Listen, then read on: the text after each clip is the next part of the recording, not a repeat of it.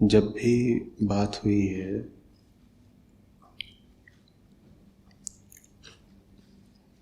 निडरता की,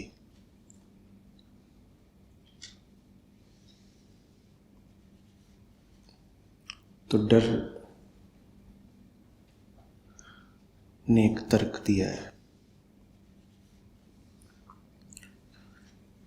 और जब भी बात करी है सच्चाई ने तो झूठ ने एक तर्क दिया है।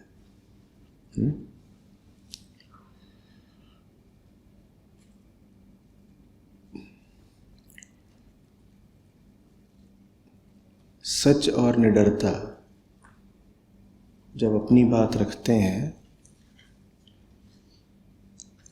तो झूठ और डर क्या तर्क देते हैं।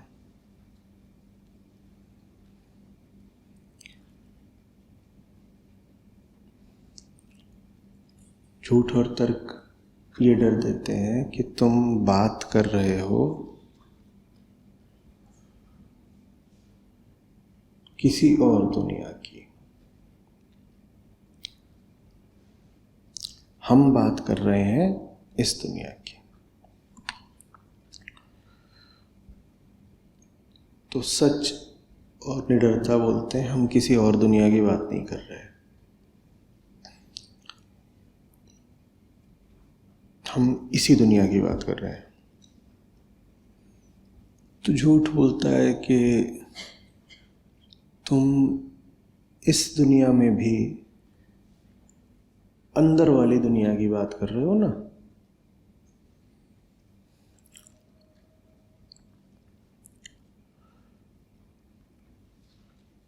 लेकिन अंदर वाली दुनिया किसने देखी है?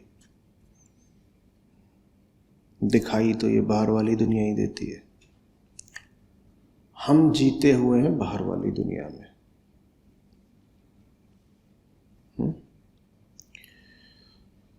तो सच के खिलाफ ये एक बड़ा तर्क रहा है कि जीतता तो झूठ ही है ना, जीतता तो झूठ ही है।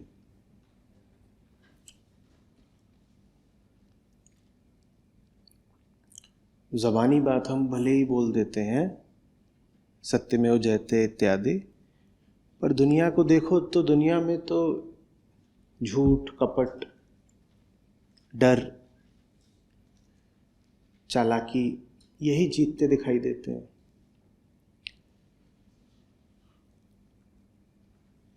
तो इस तरह झूठ अपने पक्ष में कुछ तर्क करके अपना पल्ला भारी कर लेता है। वो बड़ा भारी तर्क हो जाता है कि दुनिया में तो झूठ ही जीतता है। तुम क्या बात कर रहे हो कि सच जानो, बात समझो, निडर होकर जियो। और चलो अगर सच अच्छी चीज़ होगी भी तो आंतरिक जगत के लिए अच्छी होगी। जो बाह्य जगत है यहाँ तो झूठ का ही साम्राज्य है। और झूठ का ये तर्क अक्सर बहुत लोग मान लेते हैं। ऐसे समझिए कि जैसे झूठ में और सच में बहस चल रही हो। उस झूठ को आप झूठ बोल सकते हो, भय बोल सकते हो, कपट बोल सकते हो, माया बोल सकते हो, जो भी बोलना है। इन दो में बहस चल रही है और उस बहस में निर्णेता कौन बैठे हैं? जज, जूरी, हाँ, दुनिया वाले। जैसे आप लोग बैठे हुए हैं, इतनी लंबी चौड़ी एक जूरी है, इतने लोगों की, इतनी बड़ी होती नहीं है, मान लीजिए। इधर एक तरफ कौन बैठा है और इधर कौन बैठा है? तो इधर बैठा झूठ, इधर सच, और दोनों आपस में बहस कर रहे हैं। और उस बहस में झूठ खुशी खुशी ये मानने को तैयार हो जाता है कि हाँ, सच का साम्राज्य होता है किसी आदर्श दुनिया में, या किसी ऊपरी दुनिया में, या किसी अंदरूनी दुनिया में। इन 3 जगहों पर सच का सिक्का चलता होगा। इन 3 जगहों पर, कौन सी जगहों पर? आदर्श कहानियां जो हम बच्चों को पढ़ाते हैं, बच्चों को जो कहानियां दी जाती हैं उसमें यही तो रहता है ना कि देखो कैसे सच जीता, झूठ हारा, दशहरे पर रावण को जला दिया। देखो क्या हो रहा है यहाँ पे, सच की जीत हुई, झूठ, अच्छाई जीती, बुराई हारी। तो आदर्श दुनिया में सच जीतता है। या फिर मरने के बाद कोई ऊपरी दुनिया होती है, वहां सच जीतता है कि जब आप यहाँ सब पाप वाप करके जाते हो तो ऊपर बैठा हुआ है कोई ईश्वर जो कहता है पाप करा था, जा वहां पे तुझे तला जाएगा, मसाला तैयार करो, इसका पकौड़ा बनाना है। तो आदर्श दुनिया में सच जीतता है, ऊपरी दुनिया में सच जीतता है। और अगर बहुत ज्यादा जोर दोगे तो झूठ ये भी मानने को तैयार हो जाएगा कि अंदरूनी दुनिया में सच जीतता है। झूठ मान लेता है ये बात, मुस्कुरा के कहता है हाँ ठीक है ठीक है ठीक है। शायद अंदरूनी भी कोई दुनिया होती होगी, उसमें भी सच जीतता है। अंदरूनी दुनिया में सच कैसे जीतता है? मैं काम तो बहुत बुरे करता हूं पर मैं आदमी अच्छा हूं, अंदर से अच्छा हूं। तो बाहर बाहर जैसा भी है, लेकिन कोई आदमी मिला है जो कहे मैं अंदर से बुरा आदमी हूं? मिला है कोई? नहीं मिला ना। हर आदमी ये बोलता है मैं तो आत्मा हूं, आत्मा तो बुरी होती नहीं। जो लोग आत्मा शब्द का दुरुपयोग करते हैं वो भी अधिक से अधिक ये कह देते हैं कि आत्मा पर कुछ दाग धब्बे लग गए हैं। वो ये नहीं कहते कि आत्मा अपने आप में गंदी है। वो मैं आत्मा हूं, आत्मा तो साफ ही होती है। तो अंदरूनी जगत में भी भाई सच चलता है, ठीक है। झूठ कहता है चलो ये भी दिया। आदर्श दुनिया में सच है, ऊपरी दुनिया में और अंदरूनी दुनिया में, माने जितनी एकदम बिना काम की जगहें हैं वहां सच है। माने जिन जगहों से वास्तविक जिंदगी का, व्यवहारिक जिंदगी का कोई ताल्लुक ही नहीं, उन जगहों पर सच है। चलो ठीक है। झूठ कहता है ले लो, 3 ले लो तुम, अब 1 मुझे दे दो। ये 3 तुमको दिए, 1 मुझे दे दो। एक जगह मैं जीतूंगा हमेशा, कहां? यहां। तो आप सब जनता बैठे हैं, निर्णेता बन के आप कहते हैं हाँ ठीक है, 3 और 1 का अनुपात तो ठीक है, थोड़ा बहुत दे देते हैं बेचारे झूठ को भी, थोड़ा बहुत बेचारे झूठ को भी दे देते हैं। 3 तो दे दिए ना सच को, क्या तू ही रख लेगा सब कुछ? 1 उसको भी दे दे। तो झूठ को दे दिया जाता है ये व्यवहारिक जगत, ये संसार। आदर्शों की दुनिया किसकी? मृत्यु के बाद की और जन्म से पहले की दुनिया किसकी? कोई अंदरूनी अगर जगत होता है तो वहां भी साम्राज्य किसका? बस झूठ बेचारे की एक जगह चलती है, कहां? यहां है। ये सब झूठ कहता है जैसी आप लोगों की आज्ञा, मुझे तो लगता है कि अन्याय ही हुआ है, 3 उसको दे दिए, 1 मुझको दिया है, पर ठीक है आप लोग बोल रहे हैं तो माने लेता हूं। मुंह पीछे की ओर करके मुस्कुराता है झूठ और चला जाता है। बस यही चल रहा है। उसके बाद से झूठ जिसके पास भी जाता है बोलता है बात सुनो, जो जगहें हैं ही नहीं, सच बस वहां चलता है। जो जगहें मात्र काल्पनिक हैं, सच बस वहां चलता है। माने सच बस कल्पना की बात है, एक यूटोपिया है।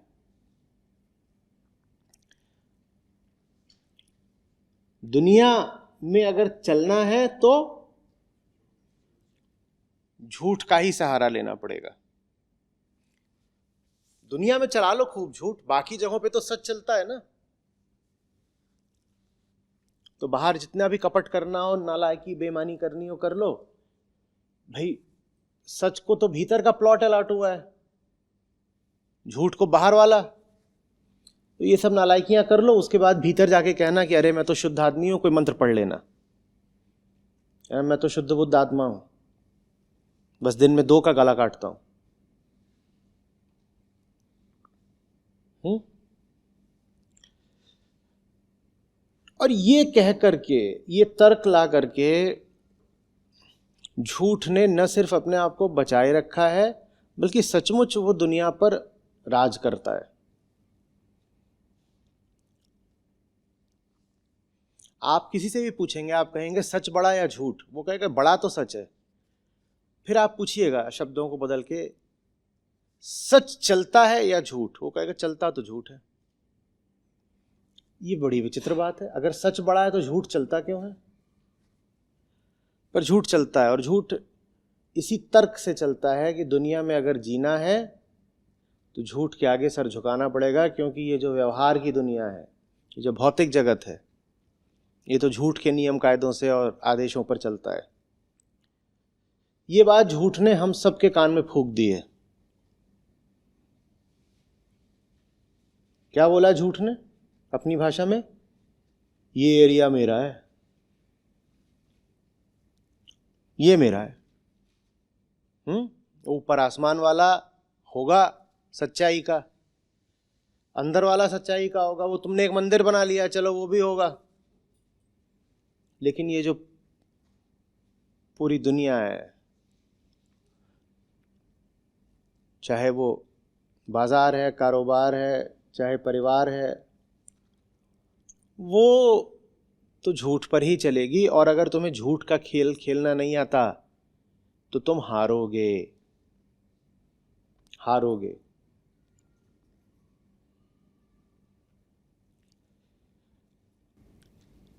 नतीजा ये निकला है कि हम एक चीज में फंस गए हैं जिसको अंग्रेजी में कहते हैं self fulfilling prophecy. Self fulfilling prophecy. उदाहरण देता हूं। अगर आप सब किसी तरह मान लें, आपके भीतर एक मान्यता बैठा दी जाए कि स्टॉक मार्केट में किसी शेयर के दाम गिरने वाले हैं, जिस कंपनी का शेयर है उसके कोई ग्राहक नहीं, अब सब ग्राहक भाग गए, उसके शेयर के दाम अब गिरने वाले हैं, बस आपको यकीन दिला दिया जाए। कुछ नहीं हुआ है, न तो उस कंपनी का माल बदला है, न सेवाएं बदली हैं, न बाजार बदला है, न ग्राहक बदले हैं, सब बढ़िया चल रहा है। लेकिन बस आपको किसी ने बैठा करके यकीन दिला दिया कि उसका जो अब स्टॉक है वो गिरने वाला है, तो क्या होगा? वो गिर जाएगा। क्यों गिर जाएगा? क्योंकि आप बेचने लग जाओगे, आप बेचने लग जाओगे, वो गिर जाएगा। ये सेल्फ फुलफिलिंग प्रोफेसी होती है। प्रोफेसी माने जानते हो क्या होता है? भविष्यवाणी। अगर कोई कह दे कि भविष्य में माने कल फलाना स्टॉक गिरेगा, और बहुत सारे लोग इस बात को मान लें, तो वो स्टॉक सचमुच गिर जाएगा, सचमुच गिर जाएगा। वो सिर्फ आपकी मान्यता के कारण गिर जाएगा। कल हम न्यूरोप्लास्टिसिटी की बात कर रहे थे ना, तो न्यूरोप्लास्टिसिटी तो अंदर होती है, जहां हमने कहा था कि जो आपकी मान्यता होती है उसी का आपको अनुभव होना शुरू हो जाता है। आपके ब्रेन की ही जैसे रिवायरिंग हो जाती है आपकी मान्यता के अनुसार। तो सिर्फ ब्रेन की रिवायरिंग नहीं हो जाती है मान्यता के अनुसार, जगत ही रिवायर्ड हो जाता है मान्यता के अनुसार। आपकी मान्यता हो गई स्टॉक गिरेगा, वो गिर जाता है। इसी तरह अगर आपको यह भरोसा दिला दिया जाए कि झूठ ही जीतेगा, बोलिए, तो झूठ जीत जाता है। और हम सबको बचपन से ही तरीके तरीके से ये पट्टी पढ़ाई गई है, घुट्टी पिलाई गई है कि झूठ ही जीतेगा। ये हमारी परवरिश का हिस्सा है कि सच अच्छी चीज है नाम के लिए, सच अच्छी चीज है नाम के लिए, अच्छी अच्छी बातें करने के लिए बढ़िया है, अच्छाइयों की बातें कर लो। लेकिन अगर दुनिया में जीतना है तो बुराई के पक्ष में रहना, दुनिया में जीतना है तो बुराई के ही पाले में खड़े हो जाना। ये हमको बचपन से ही पढ़ाया गया है, बचपन से ही, कि दुनिया में तो झूठ ही चलता है। लोगों को यकीन ही नहीं होता, दुनिया में तो झूठ ही चलता है।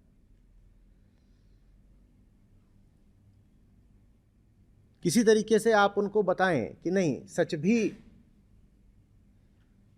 जीत सकता है, तो राजी हो जाएंगे, कहेंगे हाँ हाँ सच तो जीतता है। कहाँ जीतता है? ख्वाबों ख्यालों की दुनिया में जीतता है सच। शायरी के लिए अच्छी चीज है सच, बढ़िया कहानियां लिख सकते हो, एक से एक लिखो उपन्यास, ज्ञानपीठ मिल जाएगा सच की स्तुति में। लेकिन सच पे चल के दुनिया नहीं जीतोगे, दुनिया तो झूठों की ही है। ये बात हमारी शिक्षा में भी निहित है, हमारे संस्कारों में निहित है। एक एक बात जो हमको बताई जाती है, जो भी हमको मानसिक इनपुट्स मिलते हैं जहाँ जहाँ से भी, चाहे छोटे हों हम चाहे बड़े हो गए हों, हर जगह से यही बात आ रही है कि दुनिया में तो जीतने के लिए झूठ ही चाहिए। तो ना गुड गाइज, बस यही है गुड गाइज। देखिए भाषा भी कैसी है, टू गुड टू बी, कभी सुना है too good to be false? ये too good to be true का क्या मतलब हो गया कि अगर गुड है तो ट्रू नहीं होगा। बुरी खबर कभी आती है तो आप कहते हैं too bad to be true, माने सच नहीं चलेगा भाई दुनिया में, यहां सच नहीं चलेगा।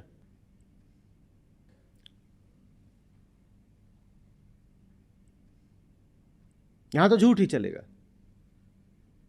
तो आपको जिससे भी थोड़ी मोह माया ममता होती है, आप उसको यही पट्टी पढ़ाते हो कि देख भाई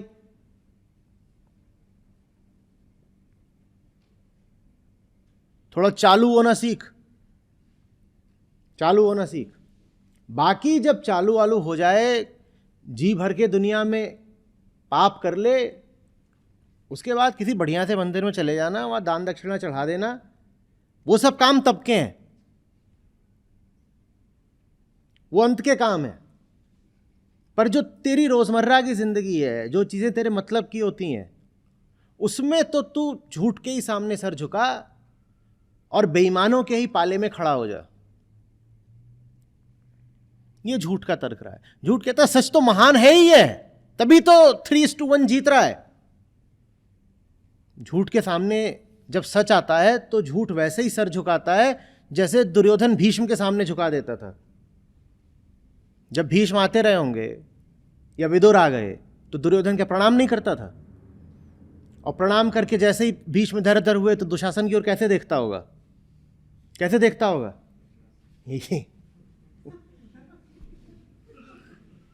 समझ गए ना? ठीक वैसे ही झूठ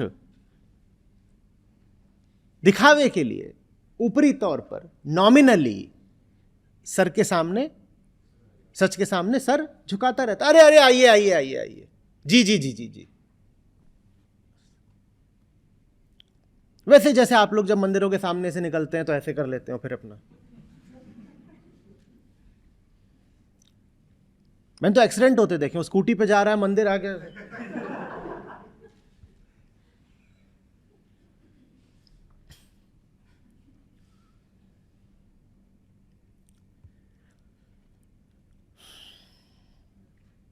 ऐसा ही है कि नहीं है?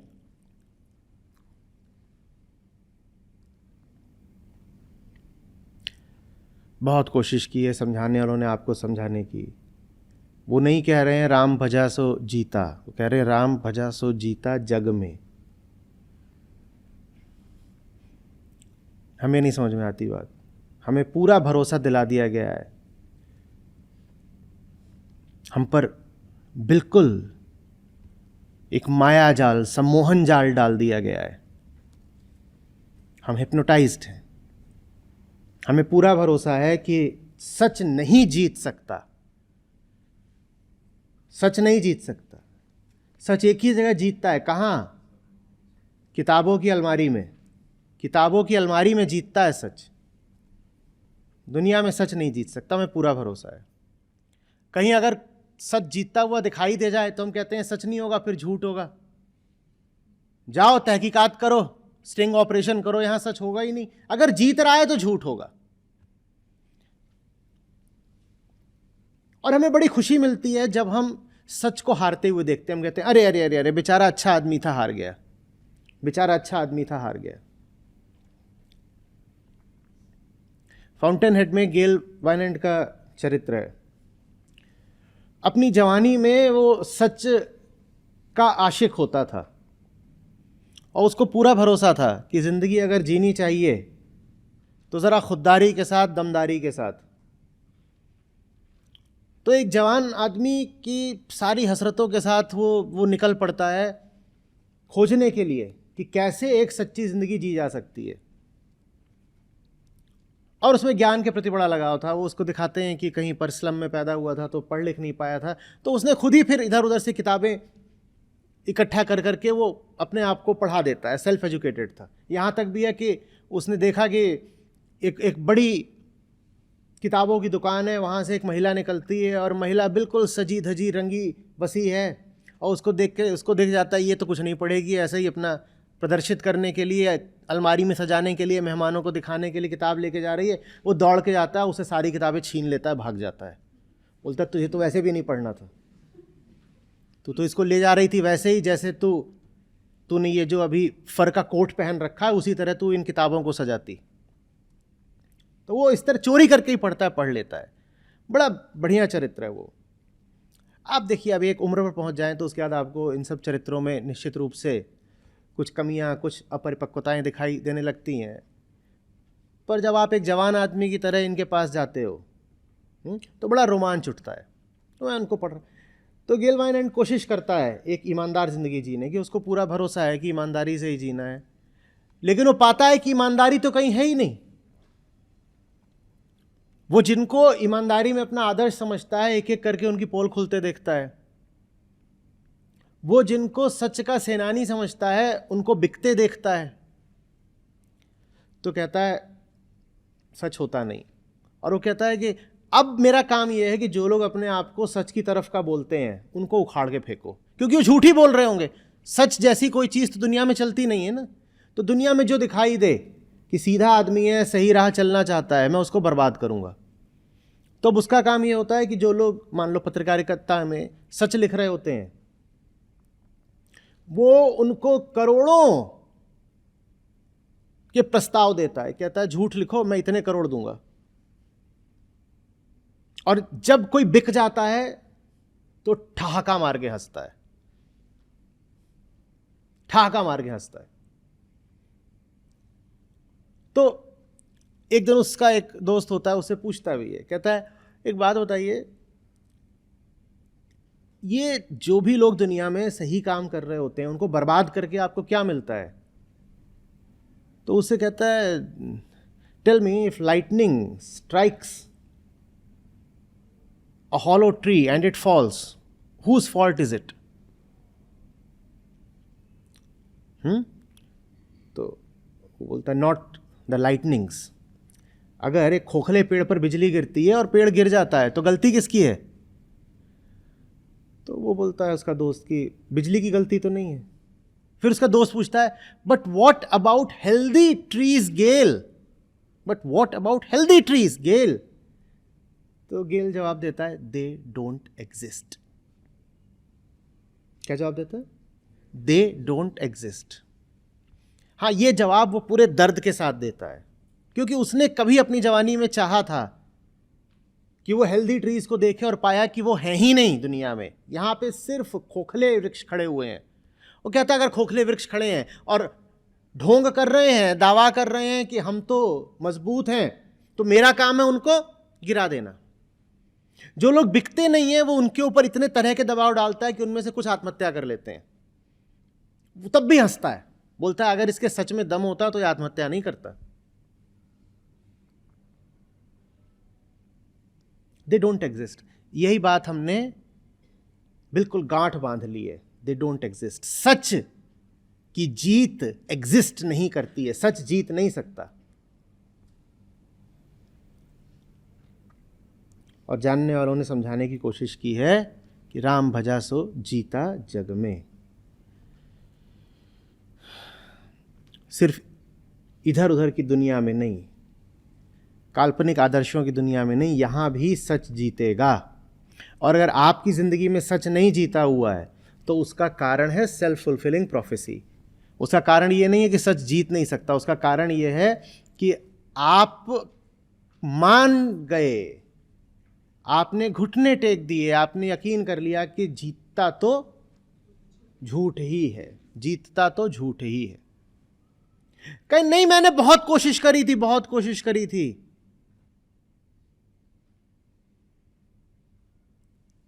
मैं सच की तरफ से खड़ा हुआ था, लेकिन झूठ जीत गया, तो जीतता तो झूठ ही है। नहीं नहीं नहीं नहीं नहीं। मुक्ति बोध की पंक्तियां हैं, और ये भी उसी समय की हैं। मैं टीनेजर था और खंजर की तरह उतरी थी दिल में। हम हारेंगे, हम हारेंगे, इसलिए नहीं कि बहुत ज्यादा, इसलिए नहीं कि बहुत ज्यादा, बल्कि इसलिए कि बहुत बहुत कम हम बागी हुए। जो बगावत करते हैं उनका हारना तय है। झूठ के खिलाफ आप जब बगावत करते हो तो आप हारोगे जरूर, इसलिए नहीं कि बहुत बहुत ज्यादा, बल्कि इसलिए क्योंकि बहुत बहुत कम दम था आपकी बगावत में। तो ये बहाना लेके तो आ भी मत जाना कि नहीं नहीं साहब, हम भी कभी जवान थे और हमने भी कोशिश की थी। तुम्हारी कोशिश बहुत कम थी, तुम्हारी कोशिश बहुत कम थी, इसलिए तुम हारे। हारने का कारण ये नहीं होता कि आपने झूठ के खिलाफ बगावत की, हारने का कारण ये होता है कि आपकी बगावत में कुछ दम नहीं था। जब दम होता है तो जीतते भी हो। और झूठ उनको बहुत पसंद करता है जो उसके खिलाफ झूठी बगावतें करते हैं। झूठ उनका कत्ल करके उनका उदाहरण बनाता है। आप सब यहां खड़े हो, आप में से कोई एक आज आए आधी अधूरी कुनकुनी सी बगावत करता हुआ, झूठ को बहुत पसंद आएगी ये बात, क्योंकि उसकी कुनकुनी बगावत का हश्र पहले से ही निश्चित है। क्या होगा उसकी बगावत का अंजाम? वो हारेगा। जब वो हारेगा तो झूठ उसको यहां लिटा करके, रौंद करके आप सबको क्या दिखा देगा? मेरे खिलाफ बगावत करोगे तो हारोगे। झूठ को लोग बहुत पसंद है बगावती। झूठ कहता है आओ बगावत करो, वैसी बगावत करो जैसी तुम्हारी जिंदगी है, आधी अधूरी बगावत, और मैं रौंद डालूंगा तुमको, और पूरी दुनिया मान जाएगी कि बगावत मत करना, बहुत बुरा अंजाम होता है, बगावत मत करना, बहुत बुरा अंजाम होता है। झूठ सबसे ज्यादा घबराता है उनसे जो पूरी बगावत कर देते हैं। और ये निश्चित जान लो, जो पूरी बगावत करेगा वो जीत गया। पूरी बगावत ही जीत है। और एक बात और समझ लेना, अगर दम ना हो पूरी बगावत का तो आधी अधूरी करने मत चले आना, बहुत रौंदे जाओगे। इससे अच्छा यह है कि झूठ के चाटुकार बन जाओ, तलवे चाटो झूठ के, खुश रहोगे। पर अगर बगावत का दिल हो तो पूरी करना, पूरी पूरी, और जो पूरी करेगा वो जीतेगा। राम भजा सो जीता जग में, राम भजा सो जीता, वो जीतेगा। अगर हार रहे हो तो इसका अर्थ ये नहीं है कि गलत कर दिया बगावत करके। अगर हार रहे हो तो इसका अर्थ ये है कि बगावत भी करी, और ऐसी बगावत, सच्चाई जीतेगी, सच्चाई, ये बगावत है तुम्हारी। और झूठ आता है ऐसे करता है, हिश, और मर गए। ऐसे नहीं बगावत की जाती, आधी अधूरी बगावत। ऐसी बगावत जो मुंह छुपा के की जाती है बगावत। हम में से बहुत होते हैं ऐसे क्रांतिकारी, वो अंधेरों में क्रांतियां करते हैं जहां उन्हें कोई देख न ले। कहते दिन भर तो मैं उन्हीं के साथ रहता हूं, जब कोई नहीं होता तो रात में आके ना आचार्य जी आपका सेशन सुन लेता हूं, ये मेरी क्रांति है। ऐसे को मैं कहता हूं तुम गलत जगह आ गए भैया, जाओ। मैं बहुतों से माफी मांग चुका हूं और सार्वजनिक माफिया मांगता हूं। मैं कहता हूं तुम्हारे लिए मेरी बात थी ही नहीं, मेरी गलती है कि मेरे पास कोई तरीका नहीं था इस बात को तुम तक पहुंचने से रोकने के लिए। टेक्नोलॉजी का ऐसा है कि वो मेरी बात किसी तक भी पहुंचा देती है। अगर मुझसे पूछा गया होता तो मैं कहता ये बात तुम तक जानी ही नहीं चाहिए थी, क्योंकि तुम इस लायक ही नहीं हो कि तुम्हारे कान में ये बात पड़े। बड़ी भूल हो गई कि ये बात तुम तक पहुंच गई। अक्सर लोग आते हैं और मेरी बात के खिलाफ कुछ तर्क देंगे, ये करेंगे, मेरे पास कोई जवाब नहीं है उस तर्क का, क्योंकि वो तर्क एक बड़े विचित्र तल से आ रहा है। वहां मैं बस यही कह सकता हूं, गलती ये हुई है कि तुम तक ये बात पहुंच गई। तुम्हें अभी 20 साल लगेंगे इस बात को समझने में। गलती ये हुई है।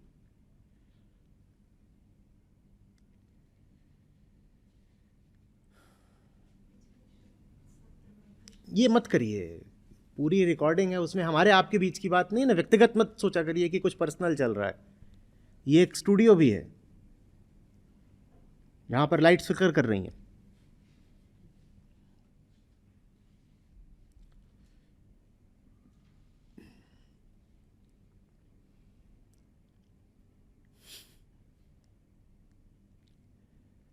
बहुत पसंद आते हैं झूठ को ऐसे क्रांतिकारी जो अपने महलों के नीचे के तहखाने में क्रांतियां करा करते हैं। पूरे महल में काले काम चल रहे हैं और नीचे तहखाने में उन्होंने एक छोटा सा गुप्त मंदिर बना रखा है और उसमें आकर के वो भजन किया करते हैं। कहते देखा, आदमी मैं अच्छा हूं, आदमी मैं बुरा नहीं हूं। ये जो मेरा गुप्त बेसमेंट टेम्पल है, ये इस बात का प्रमाण है कि आदमी तो मैं अच्छा ही हूं, आदमी बुरा नहीं हूं मैं। झूठ को ऐसे बहुत पसंद आते हैं। कहते ठीक, आओ तुम्हारा उदाहरण बनाऊंगा। राम भजा सो जीता जग में। पर भजने का मतलब समझते हैं ना क्या होता है? भजने का मतलब होता है कभी ना भूलना, लगातार याद रखना कि राम दूर है। भज शब्द से जुड़ा शब्द है विभाजन, विभाजन, वहां भी भज है।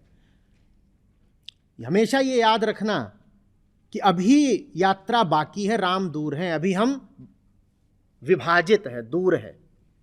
भजने का यही अर्थ है, हमेशा याद रखना कि अभी मुझे और आगे जाना है। भजने का ये नहीं मतलब होता है, ये नहीं भजन होता।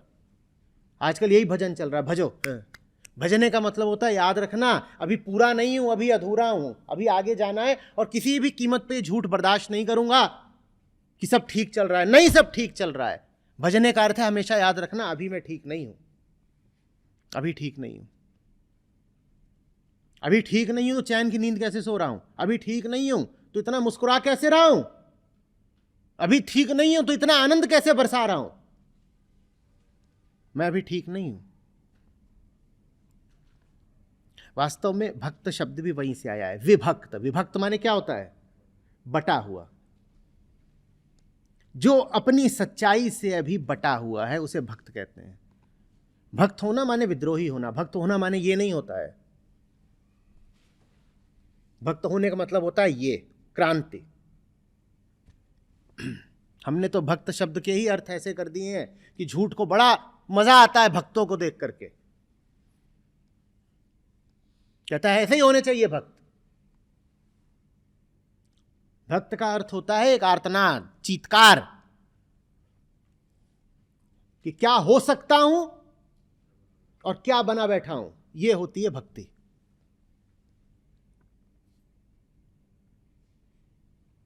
भक्त से बड़ा विद्रोही दूसरा नहीं होता। लेकिन हमने भक्त को बना दिया ऐसा जो रेंगे, जिसके घुटनों में सीधा खड़े हो पाने की सामर्थ्य भी ना हो। हमने ऐसी भक्त की छवि प्रचलित कर दी।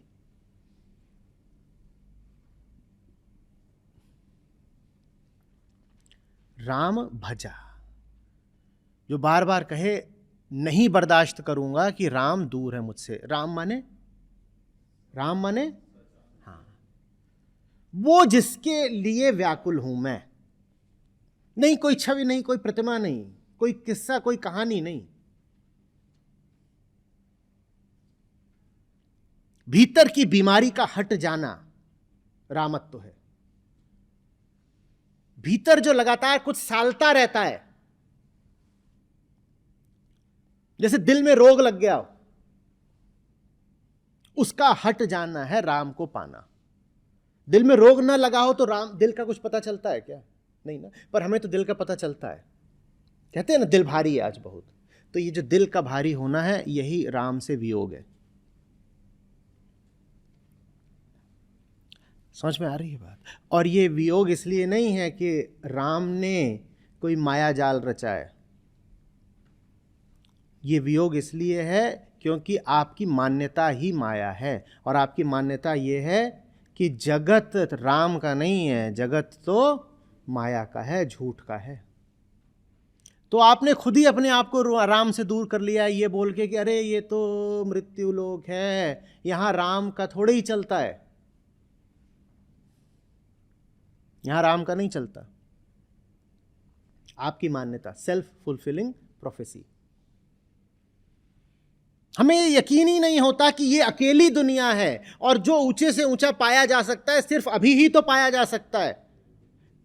थोड़ा थमिए, विचार करिए, क्या सचमुच आप ये मानते हो कि आपको जो उच्चतम पाना है अभी ही पाना है, और 5-10 साल का आपका जीवन है, उसके बाद आपको मर जाना है, फिर कोई संभावना नहीं बचेगी? बोलिए, क्या आप ये मानते हो? हर बीतते पल के साथ क्या ये बात आपको याद रहती है कि अरे यही तो है, दिस इज इट, यही तो है? क्या ये बात आपको याद रहती है? नहीं याद रहती है।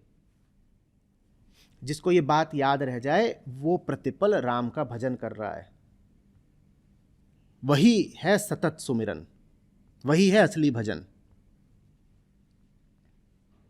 जिसको ये बात लगातार याद रह जाए कि जो कुछ होने के लिए पैदा हुआ था वो होने के लिए बस अब चंद वर्षों का अवसर बाकी बचा है, ये भजन है।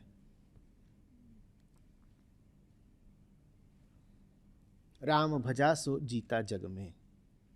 और जिसको ये बात याद रहेगी कि ये जगत ही मेरी अकेली संभावना है, ना इसके पहले कोई जगत था, ना इसके बाद कोई जगत होना है, वो इस जगत में एक पल भी व्यर्थ कैसे करेगा? बोलो। वो इस जगत में झूठ के आगे घुटनों पर कैसे रेंगेगा? बोलो।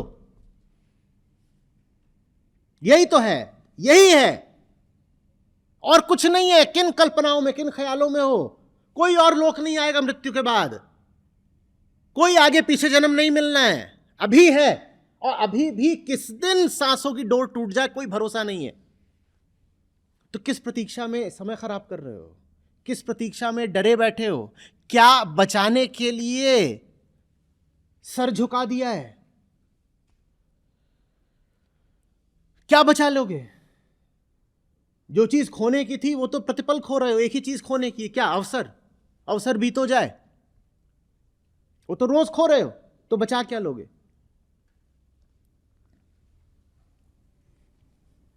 राम भजा सो जीता बिल्कुल अधूरी बात हो जाती, और साहब हमारे अधूरी बात करते नहीं। तो राम भजा सो जीता जग में,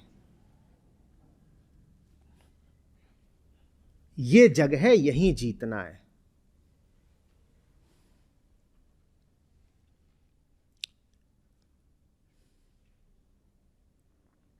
कहीं और को नहीं भागना है, न कहीं को भाग सकते हो। है कोई जगह तो बता दो भागने को।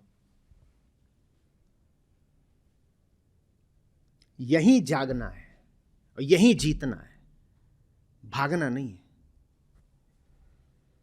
और ना अपने आप को भ्रम में रखना है। हम ऐसे करते हैं जैसे खतरा बहुत है, थोड़ा बच बच के चलना पड़ता है। देखिए जगत ना ऐसे नहीं कर सकते, बहुत संभाल के खेलना पड़ता है। संभाल के क्या करेगा? क्या करेगा संभाल के? क्या करेगा? मरेगा। संभाले संभाले मरेगा। 50 साल का हो गया है, संभाले संभाले, अब क्या करेगा संभाल के? और नहीं, देखिए ऐसे लापरवाही हो जाती है।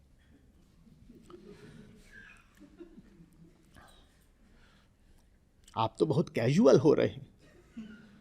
हम गृहस्थ लोग हैं, जिम्मेदार लोग हैं, हमें तो पग पग देख कर रखना पड़ता है।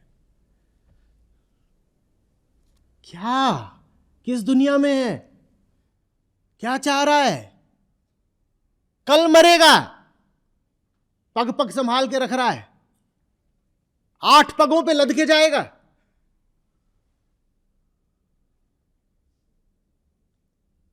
और जब जा रहा होगा तो मैं अर्थी रोक के तुझसे बोलूंगा, अब चल ना पग संभाल के, अब चल। अब तो तेरे पग चल भी नहीं रहे, तब कह रहा था पग पग संभाल के रखूंगा, अब एक पग रख के दिखा।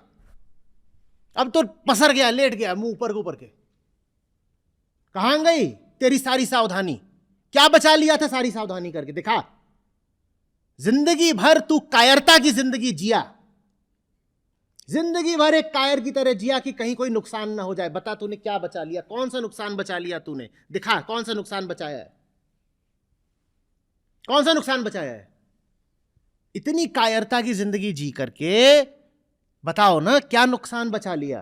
कि नुकसान हो गया होता, पर हमने अपना दिल, जमीर सब बेच दिया, राम को ही अपने बेच दिया हमने, और कुछ बचा लिया। क्या बचाया था, क्या बचाया था?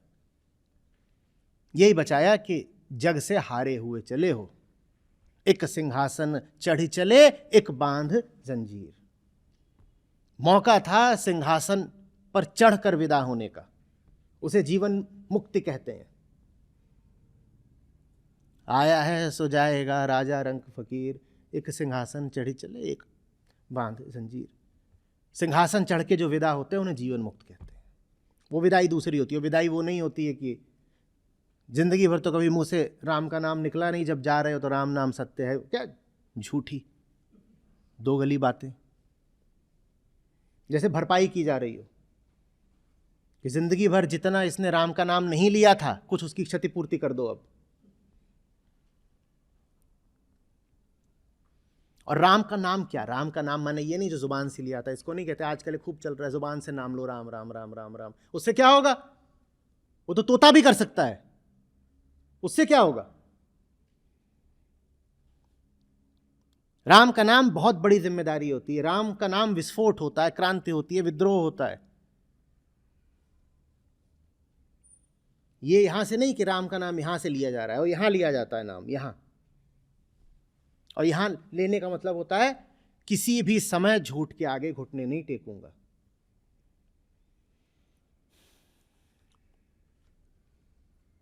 अर्जुन का कृष्ण हूं, कुरुक्षेत्र में पीठ नहीं दिखाऊंगा, कायर नहीं बनूंगा।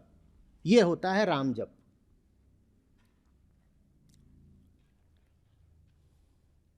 ये थोड़ी कि बैठ गए और वो बोलते रहे हाथ सुमरनी पेट कतरनी पढ़त भगवत गीता। हाथ में तो सुमरनी ले लिया कि सुमिरन कर रहे हैं, और पेट में कतरनी चल रही है, कैची, और बैठे हुए हैं गीता खोल करके सामने। पर ये नहीं होता राम का नाम। हाथ सुमरनी और पेट कतरनी, ये नहीं होता। राम भजा सो जीता, बोलिए जग में। तो डरे हुए क्यों हो? चेहरों पे इतना खौफ क्यों है? हम सब राम के प्रति अपने प्रेम को किसी नाजायज अफेयर की तरह चलाते हैं, समाज से छुपा छुपा के। जैसे कुंती को बड़ी लाज आई थी। अब सूर्य तो देवता है, वेदों में अग्रणी देवता थे सूर्य देव। अब उनकी नहीं इतनी उपासना होती, अभी भी आप कर लेते हो सुबह जाकर के सूर्य को, पर वैदिक काल में तो सूर्य ही सूर्य थे। कहीं तो ऐसा प्रतीत होता है कि इंद्र से भी आगे स्थान सूर्य का वेदों में। तो अग्रणी देवता सूर्य, और कुंती ने सूर्य के साथ कर्ण कर दिया, तो कुंती को बड़ी लाज आ गई, बहा ही दिया कर्ण को। क्यों? समाज क्या कहेगा। वैसे ही आप सब के लिए सच्चाई है। एक लज्जास्पद प्रेम प्रसंग जिसके परिणाम को आपको संसार से, समाज से छुपा के रखना पड़ता है, छुपाकर। आपको अपनी गिरी से गिरी करतूत पे लाज ना आए, लेकिन सच्चाई से आपका कोई नाता बंध जाए तो आपको बड़ी लाज आएगी। आप दुनिया के सामने बता नहीं पाएंगे, एकदम डर जाएंगे, कहेंगे कैसे प्रदर्शित करूं, ये तो गुप्त रखने की बात है ना।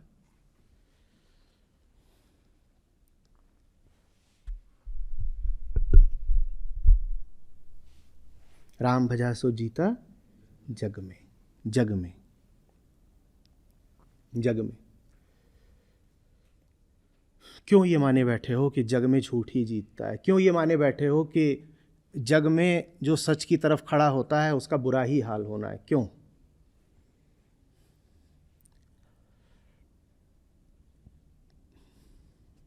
खुद भी नहीं आते सच की ओर, कोई आ रहा होता है उसको भी हतोत्साहित करते हो, रोकते हो। बहुत बार तो प्यार के नाम पे ही रोकते हो, कहते देख मैं तुझसे प्यार करता हूं, तू कोई अच्छा काम करेगा तो उसमें तुझे कष्ट मिलेगा, इसलिए अच्छा काम मत कर, तू बुरा काम कर।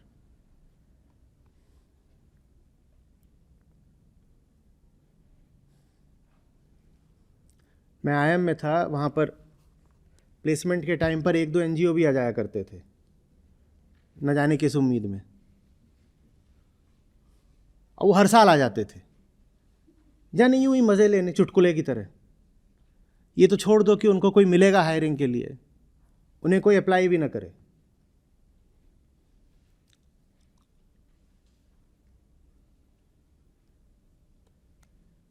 सबका भरोसा यही है कि अगर काम अच्छा है तो उसमें कष्ट ही होगा, कष्ट ही होगा।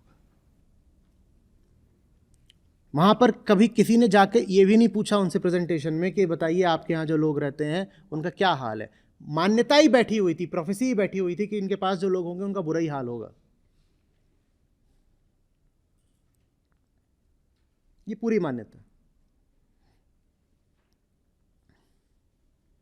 हाँ, इस संस्था में लोग रहते हैं, बेटा संस्था में, पिताजी आके कहेंगे तू घर आ जा, तू घर आ जा, तू घर आ जा, बस तू घर चल ना। वो कुछ कह रहा है इधर उधर, ये वो, ऐसा करता हूँ घर में, तू गल्ले पे बैठ जा, घर पे काम कर ले। मुंशी है, मुंशी हटा दूंगा, तू लग जा, तो ये 50,000 दे दूंगा। तो बेटा पूछ रहा है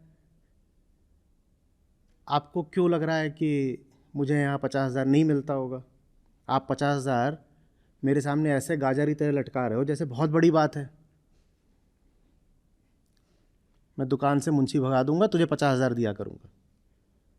आप मेरे सामने गाजर लटका रहे थे, 50,000 बहुत बड़ी बात है, आपको क्यों लगता है कि मुझे यहाँ 50,000 नहीं मिलता होगा? अरे यहाँ तो कितना 10 मिलता है, तुझे कितना मिलता है? पूछा भी नहीं, जाना भी नहीं, लेकिन भरोसा पूरा है कि काम अगर अच्छा है, काम अगर अच्छा है तो उसमें कष्ट तो निश्चित रूप से होगा ही होगा। काम अगर अच्छा है तो उसमें भूखा तो मरना निश्चित है। ये पूरी मान्यता है ना। काम अच्छा है तो भूखे ही मर रहे होगे,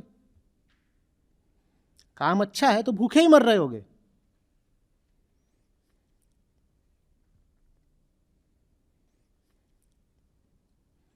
लोग बताते हैं, कहते हैं हमारे घर वाले हमसे पूछते हैं, बड़ा एकदम ईमानदार सवाल, मासूम सवाल, क्या पर तुम लोगों को कोई डोनेशन क्यों देता है? नहीं, क्यों?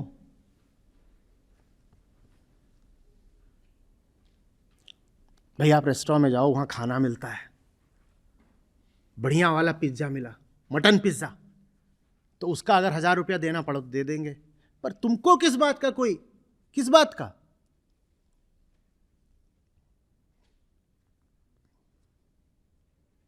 जगत तो झूठों के लिए है ना। तुम तो बात कर रहे हो शुद्ध शाकाहार की, तुम्हें कोई किस बात के लिए आकर के सहायता देता है या योगदान देता है? क्यों? ये उनका जेन्युइन सवाल रहता है भाई, ऐसा नहीं है। नहीं, बट तभी तो पिताजी बोल रहे हैं कि तुझे 10,000 से ज्यादा क्या मिलता होगा, क्योंकि उन्हें स्वयं इस काम की कदर नहीं है। तो उनकी मान्यता, उनकी प्रोफेसी समझिए फिर क्या हो गई, क्योंकि मुझे इसकी कदर नहीं है इसीलिए किसी को भी कदर नहीं होगी। जब किसी को भी कदर नहीं होगी तो कोई देता नहीं होगा। तो ये जो मेरा बेटा है यहां पर भूखा ही मर रहा होगा।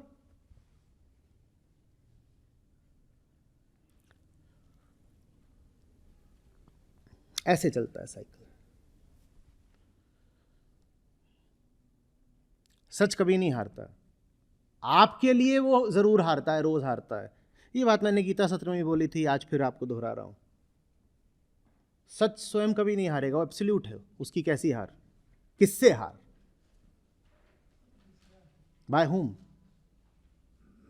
लेकिन आपके लिए हारता है, आपके लिए हारता है क्योंकि आपकी जो मान्यता होगी वैसा आपका जीवन होगा। उपनिषद हमसे कहते हैं जो मुक्ति का अभिमानी है वो मुक्त है, और जो बंधन का अभिमानी है वो बद्ध है। अभिमान माने मान्यता, अभिमान मान्यता, मान मान। जो तुम मानोगे वैसे तुम्हारा जीवन होगा। अगर तुम्हारी बचपन से मान्यता ही यही कर दी गई है कि झूठ ही जीतता है, तो झूठ ही जीतेगा तुम्हारे लिए, जीतेगा नहीं, तुम्हारे लिए जीतेगा। और तुम्हारी अगर मान्यता यह कर दी गई है कि सच ही जीतता है, तो सच जीत गया। यह नहीं लिखा है कि जीतेगा जग में, क्या लिखा है? राम भजा सो जीता जग में, जीत गया, जीत गया। यथा दृष्टि तथा सृष्टि, जीत गया।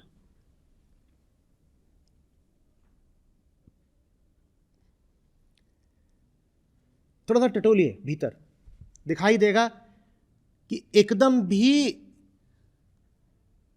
आश्चर्य नहीं होता जब झूठ को जीतता देखते हैं, नहीं होता ना। और जहां कहीं आपको दिखाई दे कि सच खड़ा हो रहा है ललकार के साथ, वहां पहला भाव क्या आता है?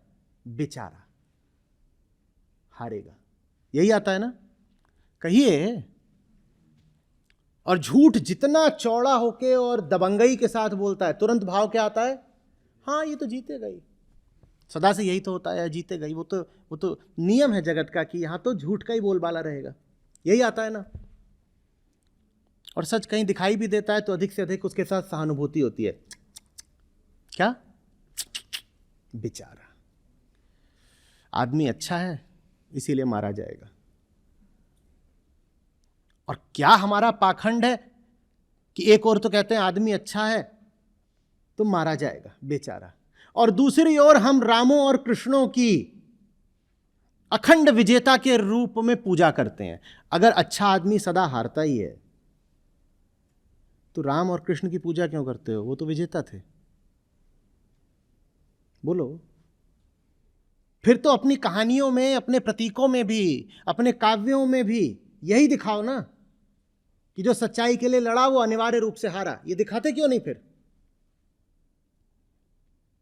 जो अपनी मान्यता है उसी अनुसार फिर अपने ग्रंथ भी लिखो। तो ग्रंथों में क्या दिखा देते हो? ग्रंथों में तो ये दिखाते हो नहीं।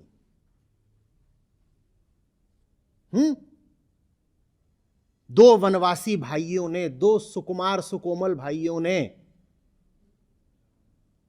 विश्वाधिपति रावण को हरा दिया,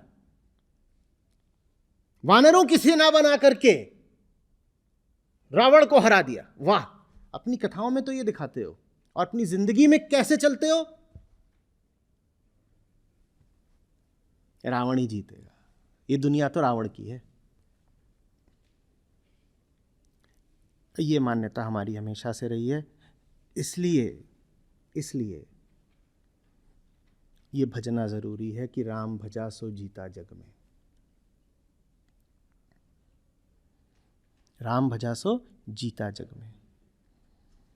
अब अच्छे से समझिएगा एक बात जो कह रहा हूं आपसे। आप किसी के सामने खड़े हों, आप अच्छी तरह जानते हैं वो बेईमान है, कपटी है, झूठा है, हिंसक है, क्रूर है, आप अच्छी तरह जानते हो। लेकिन फिर भी आप पाओ कि उसके पास बल है आपसे ज़्यादा और आप उसके सामने कमज़ोर पड़ रहे हो। अगर ऐसा पाओ तो तुरंत याद कर लेना कि आपकी अश्रद्धा ही उसका बल है, आपकी अश्रद्धा ही उसका बल है। अगर आपको बलवान दिखाई दे रहा है तो वो इसलिए नहीं है कि वो बली है, वो इसलिए क्योंकि आप में अश्रद्धा है। आपकी अश्रद्धा ही उसका बल है। पुरानी कथाओं में एक असुर का उल्लेख आता है। वो जीतता ऐसे था कि उसके सामने जो कोई खड़ा होता था उसकी आधी शक्ति असुर की हो जाती थी। समझ में आ रही है बात? झूठ वही असुर है। आप उसे अपनी शक्ति ना दें तो वो आपसे जीतेगा नहीं। जब भी झूठ ने आपको हराया है, झूठ ने अपनी ताकत से आपको नहीं हराया है, झूठ ने आपकी ही ताकत से आपको हराया है। झूठ की अपनी कोई ताकत नहीं होती। झूठ के तो अपने पैर तक नहीं होते, कौन सी ताकत। झूठ को अगर आप चलता, भागता, दौड़ता देखें तो वो पैर आपके हैं।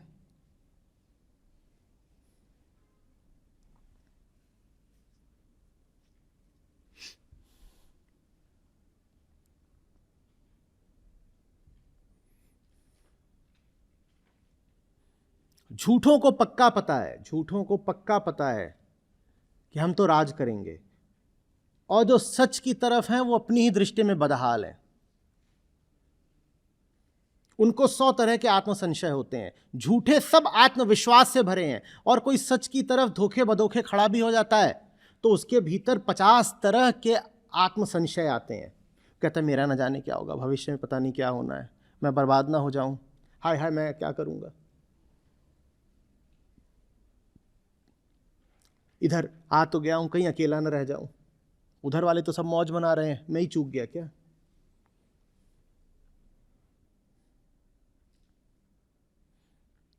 झूठों को ये प्रश्न कभी नहीं आते। इसलिए नहीं आते क्योंकि उनको सब प्रश्नों के उत्तर पहले ही दिए जा चुके हैं। उनको बताया जा चुका है ये पटकथा है, तुम गुलाम हो, इस पटकथा पे जियो। तो उनके पास अब कौन सा प्रश्न आएगा।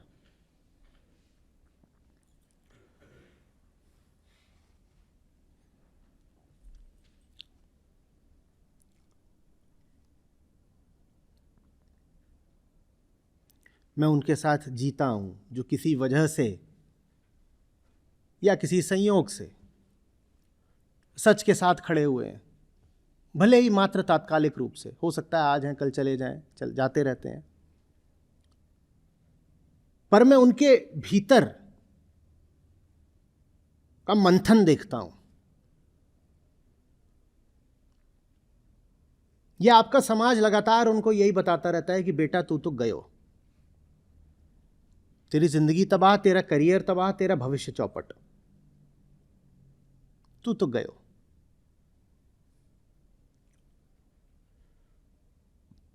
ये तो छोड़ो कि घर से या दोस्त यार से या समाज वालों से उनका जो वार्तालाप रहता है, उनको जो फोन आते हैं, उसमें क्या बातचीत होती है। इतना तो समझ में आता है कि वो वही रामपुर वाली फूफी ने फोन करके कहा कि बेटा बहुत हो गया, अब वापस पहाड़ पे चढ़ जा, ये मैदानों की हवा तेरे लिए अच्छी नहीं है। इतना तो समझ में आता है। जानते हो घातक बात क्या है, संस्था के लोग जब आप लोगों से ही बात करते हैं, मान लो किसी नए व्यक्ति से बात की, तो वहां से ऐसे ही पूछेगा आप लोग ठीक ठाक चल जाता आपका। भाई हमने तुझे सहायता देने के लिए फोन करा है, काउंसलर हम हैं कि तू है। वो उधर से सहायता देना शुरू कर रहा है। देखिए नहीं, अच्छे लोग हो आप लोग, आचार्य जी के साथ हो, कभी ऐसा लगे कि नौकरी वगैरह चाहिए तो हमें बताइएगा। इस बात का अर्थ क्या है, वो यहां से कॉलिंग कर रहा है, उसको फोन पे जॉब ऑफर आ रहा है। नहीं, अच्छे आदमी हो आप, हमें भी ईमानदार लोगों की जरूरत है।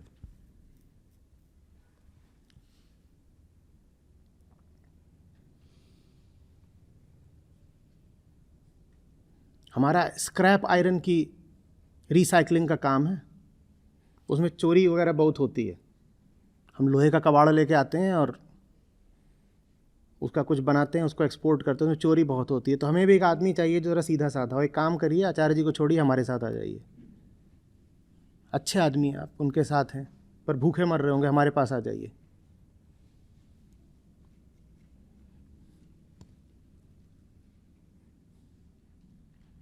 अच्छा वैसे बताइएगा अगला शिविर कब है, हमें आना है। नहीं आपको तो आना है, पर क्या हमें बुलाना है। आपको क्यों लग रहा है कि हर कोई जो आना चाहता है हम उसको आने ही देते हैं। आपको क्यों लग रहा है, यहां लोगों ने हम पे मुकदमे करे हुए हैं इसी बात के कि हमें आना है, आने नहीं देते। पता आपको कैसी कैसी मुसीबतें होती हैं इसी पे, आने नहीं दे रहे। हम कह रहे नहीं आने देंगे।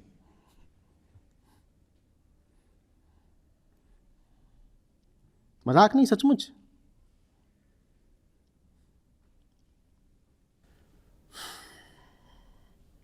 राम बजा सो जीता जग में। अपना हक गंवाना भोलापन नहीं है, सिर्फ बेवकूफ़ी भी नहीं है, सच के प्रति अपराध है। हमारी आम भाषा में हक का मतलब होता है अधिकार, और हक का जो मूल अर्थ है वो होता है सत्य। हक गवाना माने सच गवाना।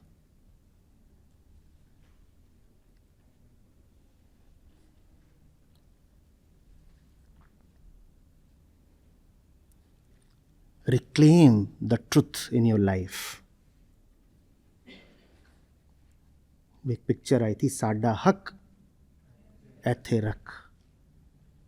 सही, सच्चा, निर्भय जीवन जीना हक है आपका, और जिन्होंने आपका ये हक छीना है उनके खिलाफ विद्रोह करिए। यही है राम का भजन, इसके अलावा नहीं कोई भजन होता।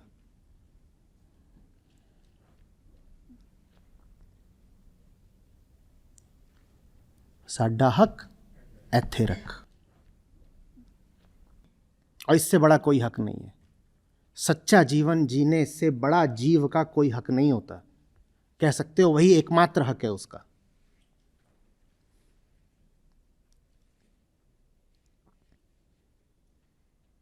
सच को पाने निकला हूं, यही तो भजन है, यही तो मुझे भक्त बनाता है कि सच को पाने निकला हूं।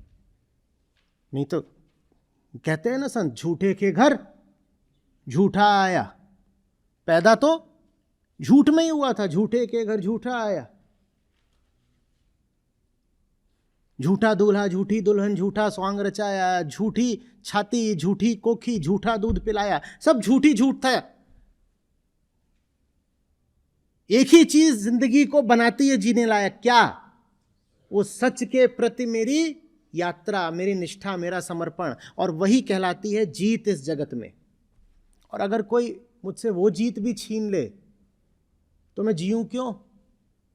मैं जीऊं क्यों फिर? वैसे ही ये पूरा सब झूठ, इसमें एक ही चीज है जिसके सहारे जिया जा सकता है। कौन सी चीज? वो उसकी तरफ मेरा प्रेम, वो उसके भरोसे जीना, वो उसकी तरह जीना। सिर्फ यही चीज है जो मुझे जीने का आसरा देती है। वो आसरा भी कोई छीन ले तो हम जिए क्यों फिर? नहीं जिएंगे फिर। दूसरा कोई आसरा जिंदगी में होना भी नहीं चाहिए। कितना सुंदर कहा है, अधिक स्नेही माछरी दूजा अलप स्नेह, ज्यों ही जल से बिछरे तड़ से त्यागे दे। मछली जो होती है ना, उसकी तरह प्रेम करना सीखो। कह रहे प्रेम तो मछली का होता है बस, बाकियों का अल्प स्नेह होता है, छोटा स्नेह होता है। अधिक स्नेही माछरी दूजा अलप स्नेह, ज्यों ही जल से बिछड़े झट से त्यागे दे। तो जीने का कोई मतलब नहीं। अगर देहधारी हैं तो उसी अनंत राशि के लिए जिएंगे जिसको अष्टावक्र समुद्र कहते हैं। अष्टावक्र समुद्र किसको बोलते हैं? सत्य को, आत्मा को। कह रहे उसी के लिए जिएंगे। संतों की भाषा में उसको राम कहते हैं। अष्टावक्र की भाषा में जो समुद्र है, भाई 7वां प्रकरण चल रहा है ना हमारा, उसमें बार बार क्या बोलते हैं वो? मैं अनंत महाम भोधव, मैं क्या हूं? अनंत समुद्र हूं। वही संतों के राम है, अनंत।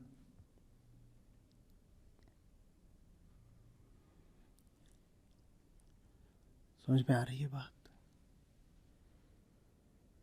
जिस चीज पे शर्मसार होना चाहिए वहां तो होते नहीं हम। और जो एकमात्र चीज है जो जीवन को जीने लायक बनाती है, जिस पर आप गर्व कर सकते हैं, उसको लेकर आप लज्जित रहते हैं। वही जैसे कोई अवैध गुप्त प्रेम प्रसंग हो आपका।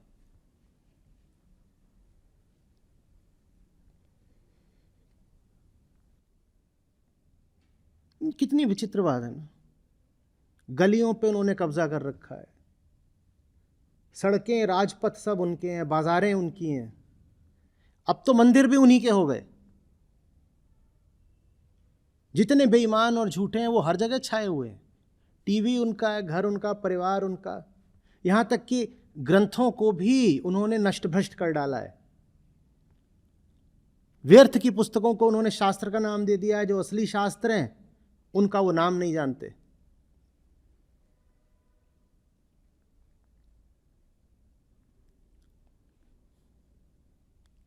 हर जगह तो उन्हीं का कब्जा है ना। कितनी विचित्र बात है। और उनका आत्मविश्वास देखो, वो चढ़ के खेल रहे हैं बिल्कुल।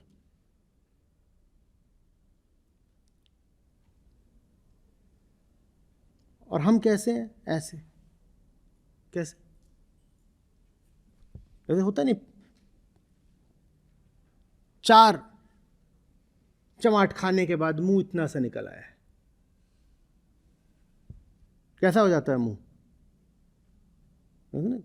दिल्ली की भाषा में कान के नीचे 2 इधर बजाए गए, 2 इधर, और मुंह इतना सा हो गया है। ऐसी हमारी शक्ल रहती है। उनके काफिले निकलते हैं, हम सड़क किनारे हाथ बांध के खड़े हो जाते हैं। उनका काफिला निकल रहा है।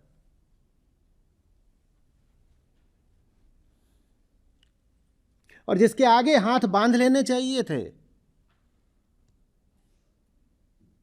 उसके प्रति अगर हम शत्रुता नहीं रखते तो अधिक से अधिक बस सहानुभूति रखते हैं। समर्पण तो कतई नहीं रखते। या तो उसके खिलाफ शत्रुता रख लेंगे, और थोड़ा भले दिल के हैं तो उसकी तरफ सहानुभूति रख लेंगे। जैसे भिखारी को सहानुभूति रखी जाती है, 10 रुपया। लेकिन उसके प्रति हम समर्पण नहीं रख सकते। समर्पण तो हमारा बलवानों के सामने ही है। गाड़ियों का काफिला निकल रहा, अरे अरे अरे अरे, महान है, महान है।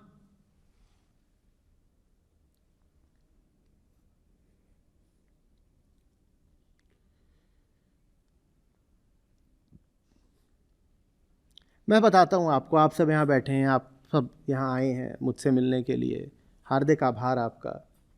पर बहुत संभावना है कि अभी यहाँ पर आकर के कोई राजपति, धनपति खड़ा हो जाए तो आप खड़े हो जाएंगे। सोच के देखिएगा। आप जिन दमदार कद्दावर लोगों को जानते हैं, जिनके नाम आपके जहन में हर समय कौंधते रहते हैं, उनमें से कोई एक अभी आके खड़ा हो जाए तो क्या आप खड़े नहीं होंगे? आप खड़े हो जाएंगे।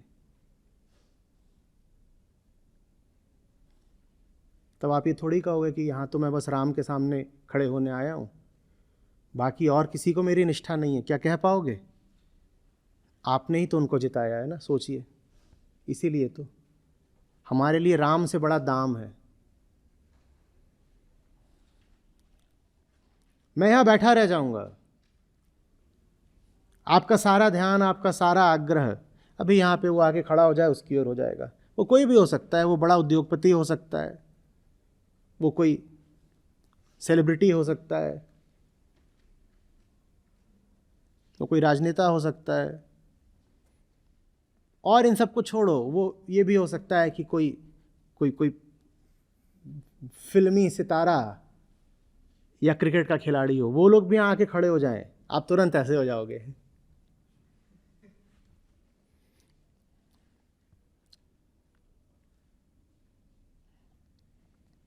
बहुत कम लोग होंगे आप में जिनको वो व्यक्ति दिखाई ही न दे।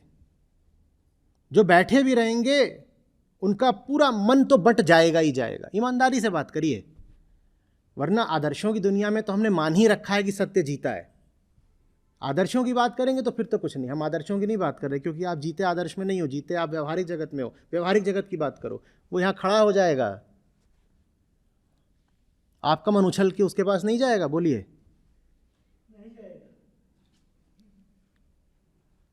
अच्छा लग रहा है सुन के, अच्छा लग रहा है सुन के कि नहीं जाएगा, लेकिन व्यवहार में ऐसा होता नहीं है।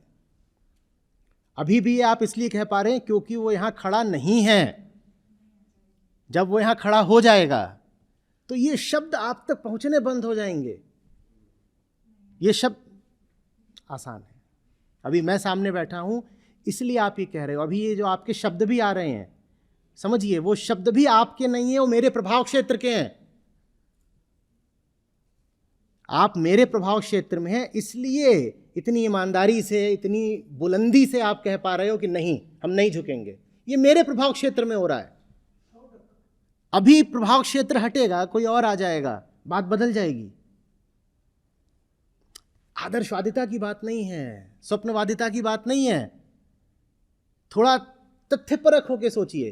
काश कि वो सच होता जो आप कहना चाह रहे हैं। मैं भी चाहता हूं वो सच हो, पर दुर्भाग्य है कि वैसा होता नहीं है, नहीं होता है। अगर वैसा होता तो हमारी दुनिया में झूठ का राज नहीं होता और सच का इतना बुरा हाल नहीं होता। अगर 100 में से भी एक व्यक्ति वैसा हो जैसा आप कहना चाह रहे हैं तो भी बात बन जाएगी। 100 में से भी एक वैसा नहीं होता है।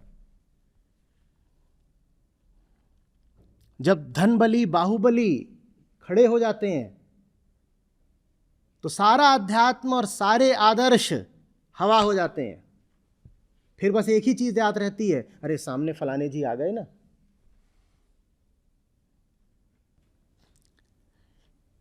आपको देखिए सुनने में कष्ट हो रहा होगा, मैं उस बात को दिन रात देखता हूं, मुझे कितना कष्ट होता है।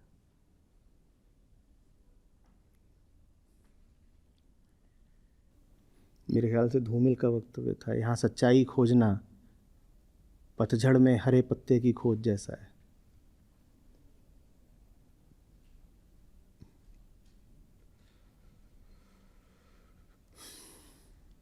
और अगर ये जीवन का, प्रकृति का विधान होता तो भी कोई बात नहीं थी।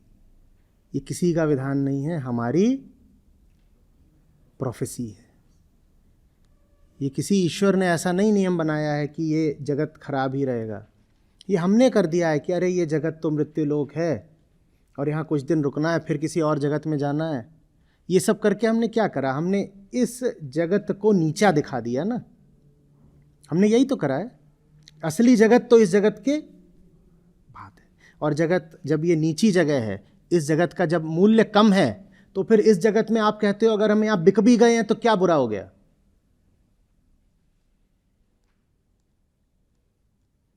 भाई असली जगह दूसरी है, वहां नहीं बिकेंगे, यहां बिक भी गए तो क्या हो गया?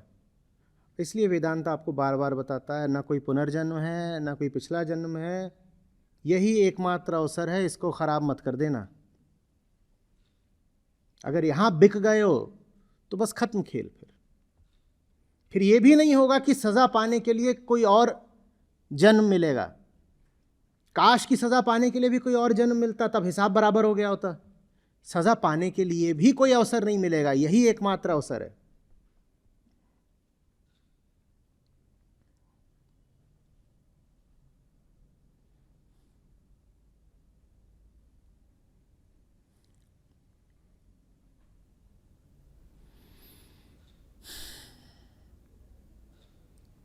अच्छा एक बात बताइए, सबने परीक्षाएं दी, हम सब पढ़े लिखे लोग हैं, ठीक है?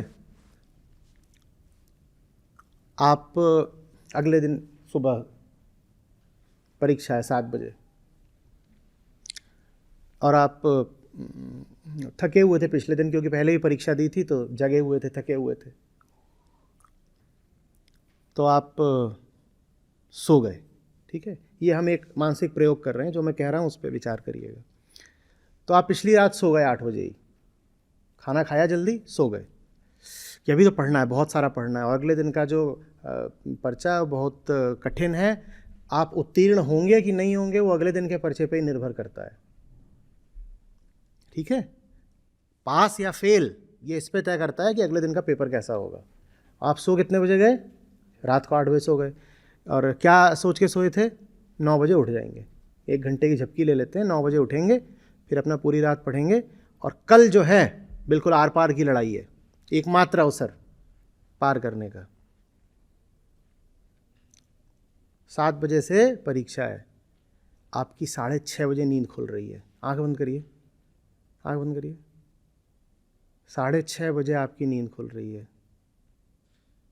अभी आपकी नींद खुल रही है, अभी 6:30 बज रहे हैं, आपको कैसा लग रहा है? कैसा लग रहा है? कैसा लग रहा है? मैं कई बार कहता हूँ, सोचो अगर जीवन के आखिरी पल में अचानक पता चले कि जीवन बर्बाद हो गया और अब कुछ नहीं कर सकते, कैसा लगेगा?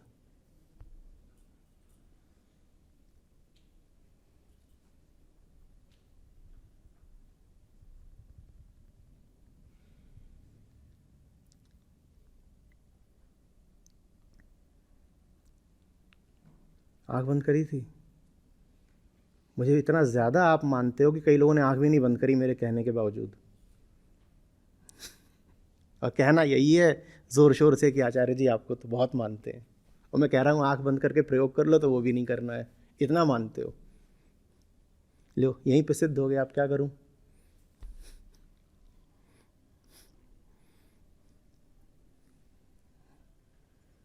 करो, सोचो, अभी 6:30 बजा है और 7 बजे आर पार का मामला है, कुछ नहीं, आधा घंटा तो परीक्षा केंद्र पहुंचने में लगना है। अभी आंख खुल रही है और पूरी रात गंवा दी है। अब क्या करोगे?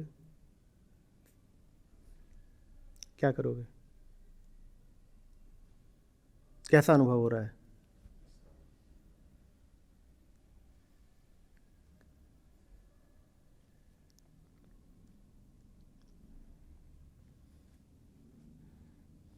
और यहाँ कोई रिपीट अटेम्प्ट्स यानी पुनर्जन्म अनुमत नहीं है, या कोई था भी अटेम्प्ट तो ये आपका आखिरी अटेम्प्ट था, ये आपका आखिरी अवसर था, आखिरी और एकमात्र, तो बीत गया। अब क्या करोगे? कैसा लग रहा है दिल में अभी? हाँ, कैसा लग रहा है? बहुत बहुत बहुत ग्लानि हो रही है ना, बहुत क्रोध भी आ रहा है ना अपने ऊपर। तो ये क्यों होने दे रहे हो?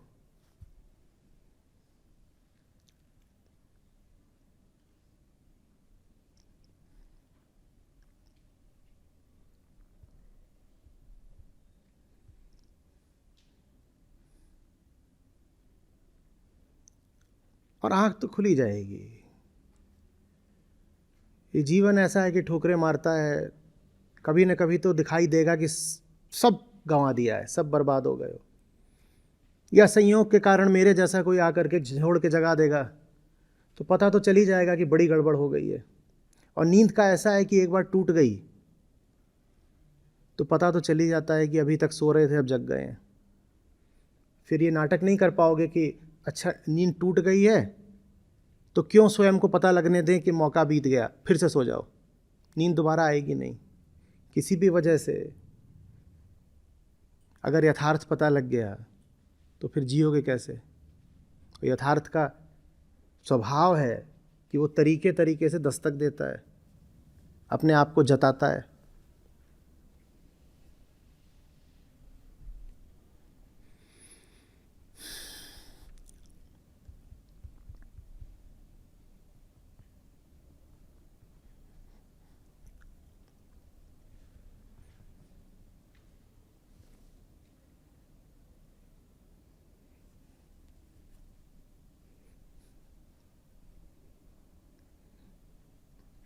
अनंत समय मन को बहलाने फुसलाने के लिए एक धारणा मात्र है। आपके लिए तो समय एकदम सीमित है।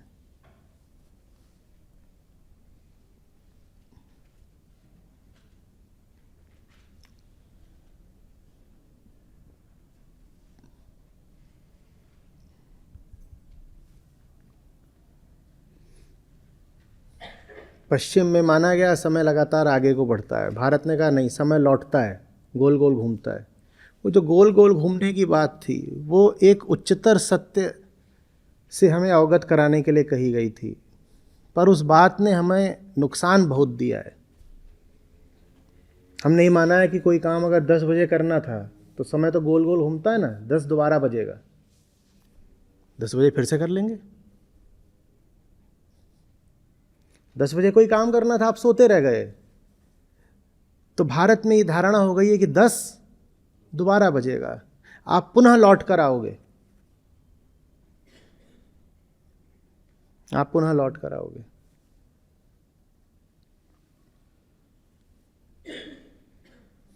और ये पुनः लौट कर आने को जायज़ ठहराने के लिए आज किसी ने भेजा कि इसका क्या करना है। वो प्रश्न करा गया होगा ये जीवात्मावादियों से कि भैया ये दुनिया की आबादी कैसे बढ़ रही है, अगर जो पुरानी जीवात्मा है वही जन्म लेती है। तो कभी तो ये कह देते हैं कि जो कीड़े मकोड़े हैं वो इंसान बनने लग गए हैं, कीड़े मकोड़े अब ज़्यादा पुण्य करने लग गए हैं तो इंसान बनने लग गए हैं। तो पूछा गया कीड़े मकोड़ों की तो सारी प्रजातियां आपने मिटा दी, तो वो कैसे इंसान बन रहे हैं, और इंसानों की आबादी इतनी बढ़ गई है। पहले तर्क दिया इंसान, पहले कहा कि भाई पुनर्जन्म होता है, तो बोले फिर पुनर्जन्म होता है तो इतने इंसान हैं, आबादी उतनी स्थिर रहनी चाहिए, आबादी बढ़ क्यों रही है। तो बोले कीड़े मकोड़े हैं, उन्होंने अब ज़्यादा पुण्य करना शुरू कर दिया है तो अब इंसान बनने लग गए हैं। अच्छा, तो बोले इंसान तो आजकल पुण्यात्मा होते ही हैं, तो वो सब इंसान ही बन के दोबारा जन्म लेते हैं, और कीड़े मकोड़े भी अब बहुत पुण्य करने लगे हैं। पूरा ये सतयुग ही चल रहा है आजकल, तो इसलिए अब कीड़े मकोड़े इंसान बनने लग गए, इसलिए आबादी बढ़ रही है इंसानों की। तो किसी ने तर्क दिया कि कीड़े मकोड़े तो आपने सब मिटा दिए, प्रतिदिन 100 से 1000 प्रजातियां जीवों की पूरी तरह विनष्ट हो रही हैं, अंतिम नाश हो रहा है उनका, तो इंसानों की आबादी क्यों बढ़ रही है अगर आप बोल रहे हो कि जीवात्मा ही जाकर के पुनर्जन्म लेती है। तो अब नई चीज़ लाए हैं, बोल रहे हैं आदिकाल में एक ग्रह होता था पृथ्वी जैसा, उस पर इंसानों ही जैसे लोग बसते थे, बिल्कुल इंसानों ही जैसे थे हमारे जुड़वा। तो फिर इंसानों की तरह तरक्की कर ली, और फिर उन्होंने तरक्की के कारण परमाणु युद्ध कर लिया, और परमाणु युद्ध कर लिया तो सबके सब मर गए, और उनकी भी बहुत कई अरब की आबादी थी, तो उनकी जीवात्माएं अब कूद कूद के आ रही हैं पृथ्वी पे और इंसानों की आबादी बढ़ा रही हैं। अभी ये चल रहा है। ले दे के हमने स्वयं को धोखा देने के कितने तरीके ईजाद कर लिए, ताकि ये मानने से बच जाएं कि एक ही अवसर है और हम उसको गंवाए दे रहे हैं। मूर्खताओं में, धारणाओं में, अंधविश्वासों में जो एकमात्र हमें अवसर मिला है उसे हम गंवाए दे रहे हैं। वापस लौटने का फ्लाइट वगैरह का टिकट तो आपने कराया होगा।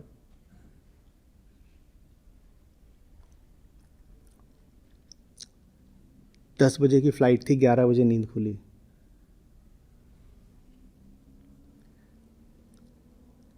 अच्छा नहीं लगता ना, पर वहाँ फिर भी ठीक है क्योंकि एक और फ्लाइट है, बस रुपए का नुकसान हुआ है। यहाँ कोई और फ्लाइट नहीं है, नुकसान बस रुपए का नहीं है, नुकसान पूरे जन्म ही बर्बाद चला गया।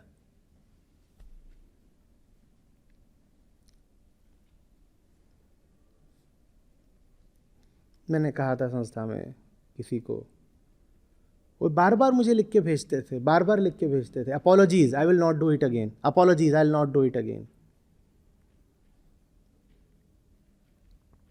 मैंने ये जहाँ मुझे लिख के भेजते थे उस ग्रुप का नाम ही कर दिया अपॉलॉजीज सेंट्रल। उनका तुम काम तो करते नहीं, तुम सिर्फ अपॉलोजाइज करते हो, तो एक काम करो, ये मैं एक अलग ग्रुप बनाए दे रहा हूँ, यहाँ सब लोग बारी बारी से आके अपनी अपॉलॉजी निवेदित कर दिया करो। फिर एक दिन उसको बुलाया मैंने कहा नहीं, तुझे डांटने मारने को नहीं बुलाया है, मैं सिर्फ तुझे कुछ लिखवाने को बुलाया है, लिख, नो नेक्स्ट चांस, इतना लिख के जा। पता नहीं उसने अभी तक ये लिख रखा है या उड़ा दिया, आपको लिखना हो आप भी लिख लीजिए, no next chance and nobody to apologize to. कोई नहीं है यहाँ तुम्हें जिससे माफ़ी मांगनी है, क्योंकि ज़िंदगी तुम्हारी है, किसी और से क्या माफ़ी मांग रहे हो। अपनी ही ज़िंदगी तुमने बर्बाद करी है, किसी और से क्या माफ़ी मांग रहे हो। No next chance and nobody to apologize to. ये क्या तुम अपने आप को धोखा देते हो, जैसे तुमने मेरा नुकसान किया है। अपोलॉजीज आचार्य जी, मेरा क्या नुकसान किया है। No next chance and no apologies.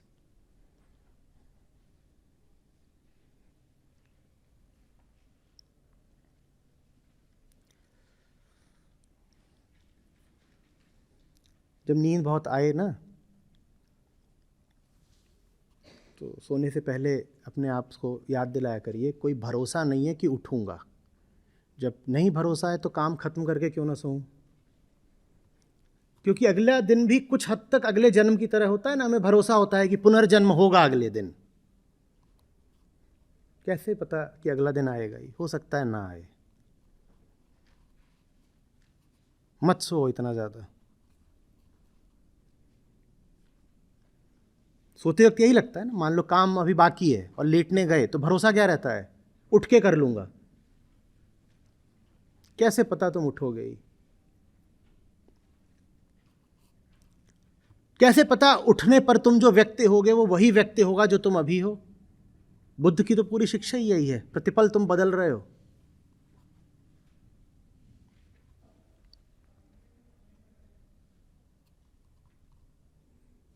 अगर कुछ आवश्यक है तो उसके साथ बेईमानी क्यों? No next chance.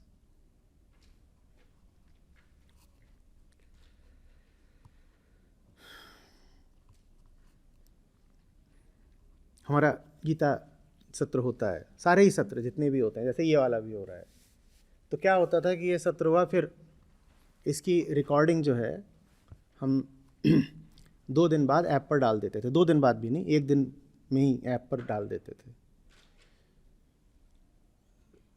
तो क्या देखा गया कि बहुत सारे लोग इसी कारण सत्र अटेंड नहीं करते थे कि रिकॉर्डिंग तो आ ही जाएगी ना,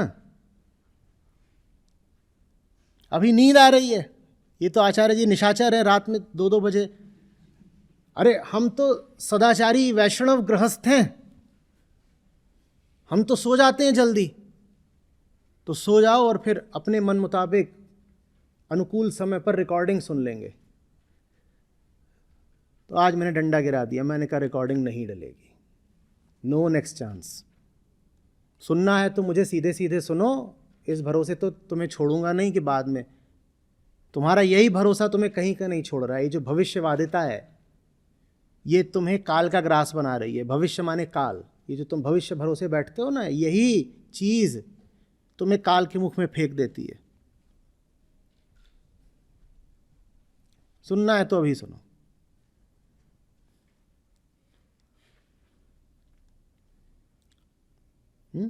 जैसे क्लासरूम में होता है ना, गिनना पड़ता है कितने, क्या हुआ आज सिर्फ 70% अटेंडेंस थी, बाकी 30% क्या कर रहे थे, बात करना जरा।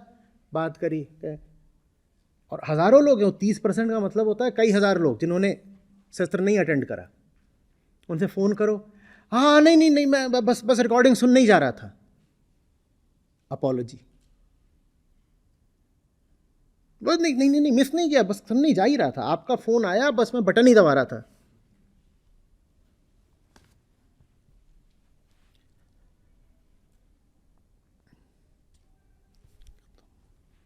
ठीक किया ना?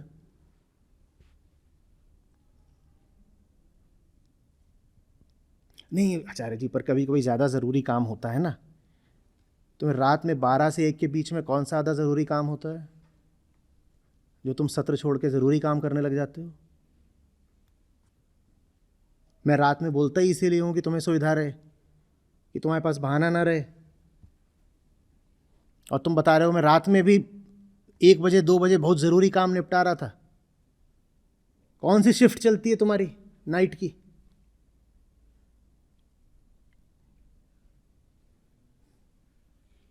और ज़रूरी काम अगर दूसरे हैं तो फिर ज़रूरी काम ही करो दूसरे।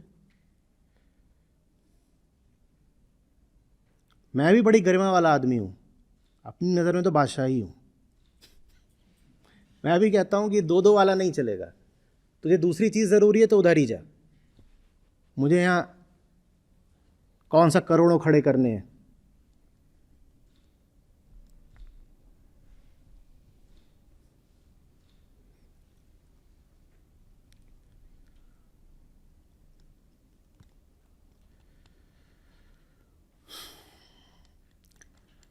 सच की एक शान होनी चाहिए ना जग में, कि नहीं होनी चाहिए? या झूठ को ही अनुज्ञा दे दें कि तू ही घूमेगा अपना जुलूस जलसा लेकर के, और तू ही मंचों पे और महलों पे राज करेगा? बोलिए।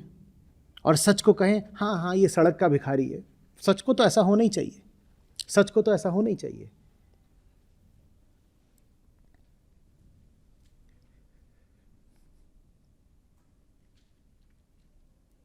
झूठे आदमी को आप पालो कि वो मंच पे नजर आ रहा है तो आपको कोई आश्चर्य नहीं होता, आप कहते हो ये तो ठीक ही है। सच्चा आदमी आपको कहीं ऊंची जगह पर दिख जाए, कुछ समर्थ दिख जाए, तो देखा है आपको कितनी भीतर से प्रतिक्रिया उठती है। आप कहते हो मैं इसको गिरते देखना चाहता हूं, क्योंकि अगर ये उठा हुआ है तो मुझे अपमान लगता है। अपमान क्या लगता है कि मैं भी तो उठ सकता था, मैं भी तो सच्चा जीवन जीते हुए भी उठ सकता था, पर मैं बिका। तो सच्चे आदमी को देखकर हमारे भीतर सिर्फ ईर्ष्या ही नहीं, घृणा उठती है।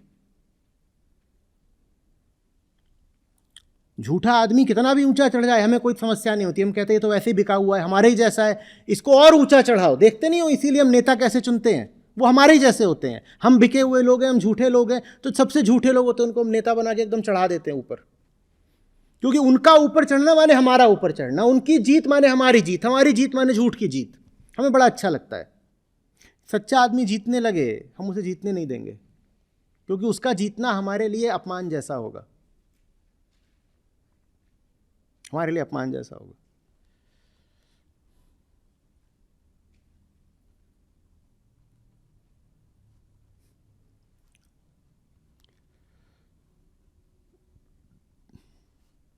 अभी पिछले शिविर में तो हुआ था, ओशो को लेकर कोई प्रश्न कर रहा था यहीं पर इसी हॉल में, ये वाला हॉल तो पीछे वाला हॉल था। अरे उनकी बहुत सारी बातें हैं जो उनसे जानने समझने जैसी हैं, बहुत सारी बातें हैं जिन पे आप भेद कर सकते हैं, पर जो बात हुई थी मैं उसका उदाहरण लेके कुछ आपको कहना चाह रहा हूँ कि ये कौन से गुरु थे, ये रॉल्स रॉयस इतनी रखे हुए थे, 365 रखना चाहते थे, 100 इकट्ठी कर ली थी, यही प्रश्न आया था ना। तो मैंने कहा था भाई तुमसे उनके बहुत ज़्यादा बुद्धि नहीं रही होगी, कम से कम तुम्हारे जितनी तो बुद्धि रही होगी, इतना तो मानते हो। मैंने कहा ये तो तुम भी जानते हो कि 100 गाड़ियों पे तो कोई चलेगा नहीं, 100 गाड़ियों पे तो कोई चलेगा नहीं। ज़रूर वो उन गाड़ियों के माध्यम से तुम्हें ही कुछ संदेश देना चाहते थे। अभी मैं उससे थोड़ा आगे की बात कह रहा हूं। किसी धनपति के पास इतनी गाड़ियां होती हैं, क्या तुम्हें समस्या होती है? होती है क्या समस्या? तब तो समस्या नहीं होती। पर सच की तरफ कोई खड़ा है, उसके पास 100 छोड़ो तुम एक गाड़ी भी देख लेते हो तो दिल में आग लग जाती है। कहते हो अरे क्या सच की तरफ चल के भी गाड़ी पे चला जा सकता है? और अगर चला जा सकता है तो मैं झूठ के हाथों क्यों बिका? फिर बड़ा अपमान, बड़ी ईर्ष्या लगती है, बड़ी ईर्ष्या लगती। आपका जो एक एक आदर्श है, गाड़ी छोड़ो, वो ऐसे ऐसे प्राइवेट जेट पे चढ़ता है जहां पर एक एक मिनट में कई कई लीटर फ्यूल जलता है, और भयानक रूप से वो ग्लोबल वार्मिंग के जिम्मेदार है सेलिब्रिटीज। तब क्या आप ये कहते हो कि ये आदमी इतना गंदा है? रोल्स रॉयस छोड़ो, ये तो प्राइवेट जेट में चल रहा है और ये पूरी दुनिया तबाह कर रहा है, आज से ये मेरा आदर्श नहीं रहा। क्या आप ऐसा कहते हो? नहीं कहते ना। क्या आप कहते हो? नहीं कहते ना। भारतीय क्रिकेटर से लेकर के ब्राजीलियन फुटबॉलर तक, अभी हाल में ये सब के सब सुर्खियों में थे कि ये किस तरीके से दुनिया को तबाह कर रहे हैं। तब क्या आपने कहा कि अरे ये क्यों चल रहे हैं, जेट पर क्यों चल रहे हैं? क्यों? क्योंकि झूठ है तो जीतेगा ना, बेचारा झूठ है, उसको जीतने दो।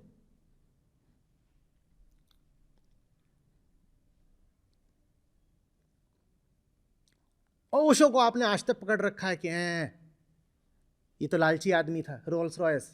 मैं नहीं कह रहा हूं रोल्स रॉयस होनी चाहिए थी भाई,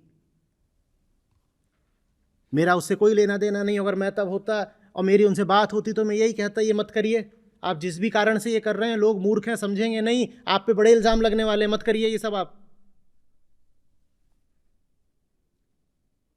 तो मैं उनके समर्थन में नहीं हूं, मैं नहीं कह रहा हूं कि जाकर के रोल्स रॉयस खड़ी करो, पर मैं जो हमारी हिपोक्रेसी है मैं उसकी बात कर रहा हूं।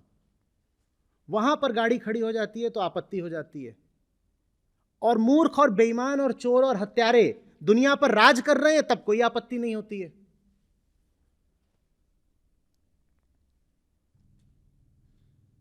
क्योंकि जग तो झूठ का है। 3:1 से आपने किसको जिताया है? सच को। लेकिन ये जो 1 झूठ को दिया है वो क्या दिया है? ये संसार दे दिया है। सच को क्या क्या दिया है? आदर्श, आदर्श जगत, आसमानी जगत और अंदरूनी जगत। क्या इन तीनों जगहों पे सच का बोलबाला रहेगा, सिर्फ एक जगत पर झूठ चलेगा। किस जगत पर? ये जो व्यवहार का जगत है, इसमें झूठ चलेगा। ये हमारा फैसला रहा है, हमारे फैसला।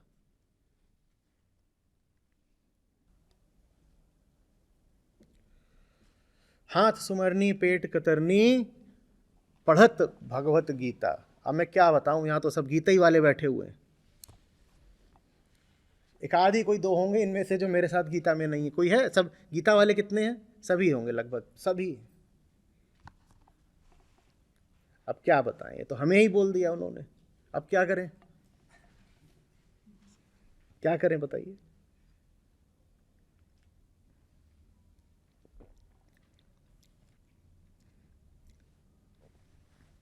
आसानी से किसी के सामने झुकना नहीं चाहिए। मैं भी आसानी से किसी को बहुत अच्छा या ऊंचा मानता नहीं हूं, पर एक ये मिले हैं, मतलब सच तो सच है, शान जबरदस्त है। खच, हाथ सुमरनी पेट कतरनी पढ़त भगवत गीता। खत्म, जाओ घर जाओ, कोई लंबी चौड़ी बातचीत नहीं, समाप्त, दी एंड। क्या बोले अब कोई इस पर।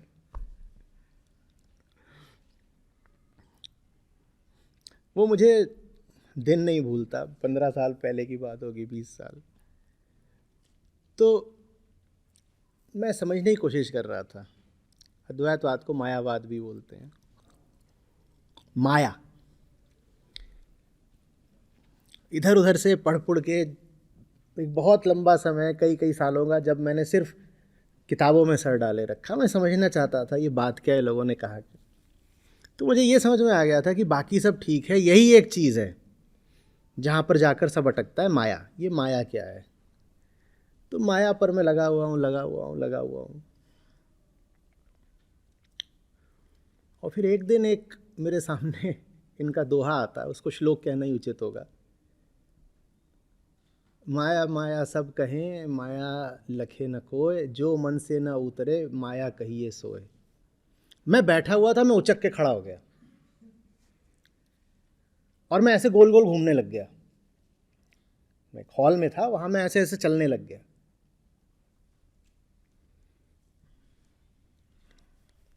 खत्म।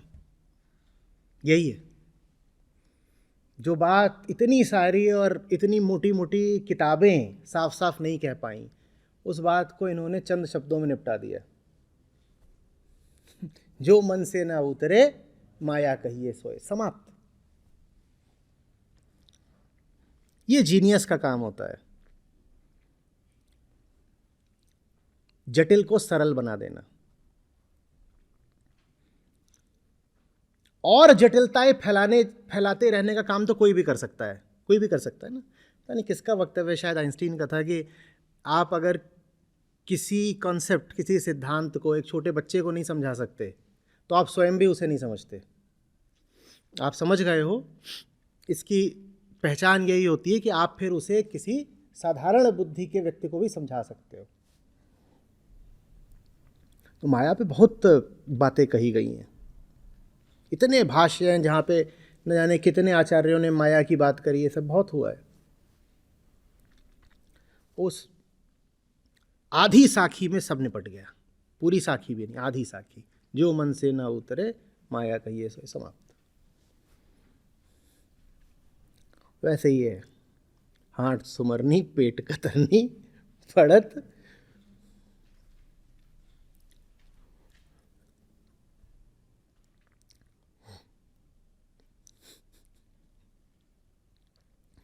पेट साफ करो भाई, पेट साफ करो। हाथ तो सभी साफ करते हैं, माल तो पेट में जमा हुआ है ना। हाथ किसका गंदा होता है? हाथ तो हम सभी साफ रखते हैं, प्रत्यक्ष। गंदा क्या होता है? सारा मल तो पेट में है। समझ में आ रही है ना बात? यही बात कृष्ण कैसे कहते हैं, वापस जाइएगा, सहजाचारी और मिथ्याचारी, किस किस को याद है वो वाला सत्र? याद है? सदाचारी और मिथ्याचारी। मिथ्याचारी कौन है? जिसका हाथ साफ है। सदाचारी कौन है? जिसका पेट साफ है। बस।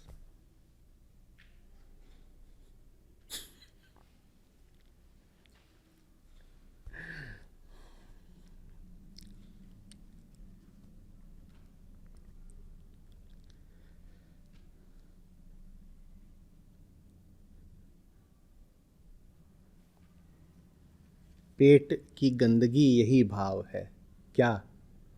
कि जीतता तो झूठ है। यही भाव पेट की गंदगी है।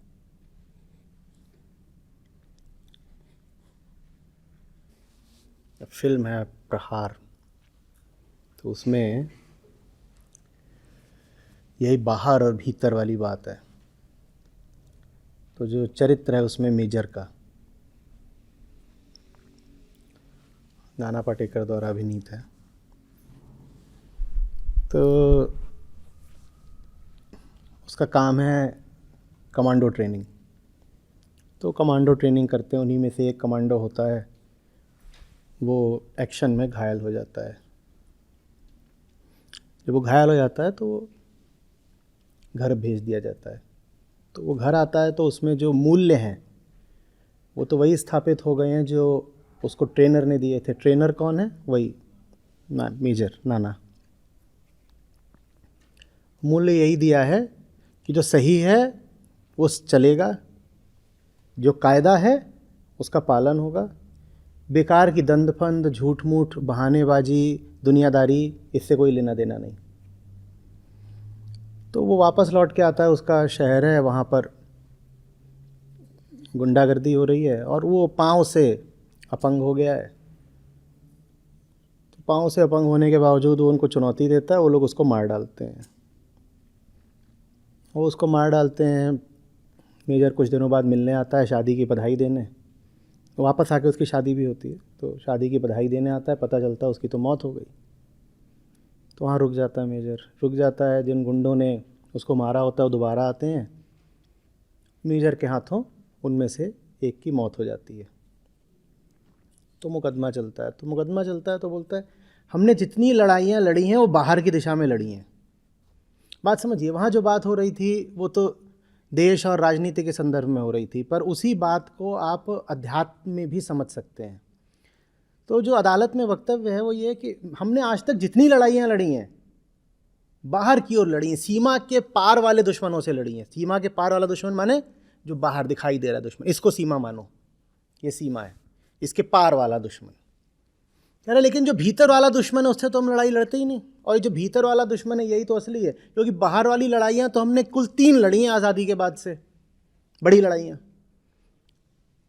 बाहर की तो हमने कुल 3 लड़ाई हैं, और बाकी के काल को हम कहते हैं शांति काल, क्योंकि बाहर का दुश्मन नहीं है। पर असली दुश्मन तो भीतर है और वो लगातार हमको खराब कर रहा है, वही जो पेट की गंदगी है। असली दुश्मन तो भीतर है, पेट की गंदगी, वो तो हम लगातार ही बर्बाद कर रही है। जो भीतर गुंडे मवाली घूम रहे हैं इनको तो हम दुश्मन मानते ही नहीं। हम कहते हैं कि दुश्मन तो सीमा पार है, असली दुश्मन तो सीमा के अंदर है।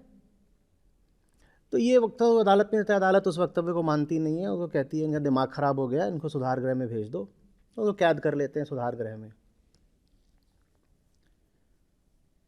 तो उसके बाद जो आखिरी दृश्य है फिल्म का वो बड़ा पसंद है मुझे। एक छोटा बच्चा है चीकू, वो मिलने आता है।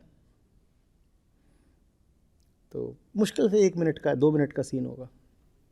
तो वो बच्चा कहता है ये तुमको आज़ाद कब करेंगे? तो कहता है जब मेरे तुम्हारे जैसे बहुत सारे दोस्त हो जाएंगे तब मैं आज़ाद हो जाऊंगा।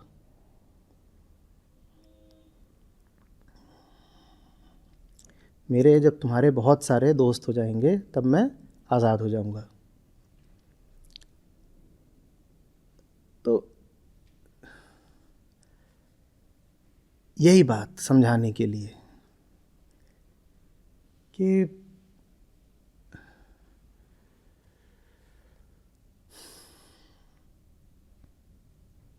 शायद पटकथा कुछ ऐसी है कि उस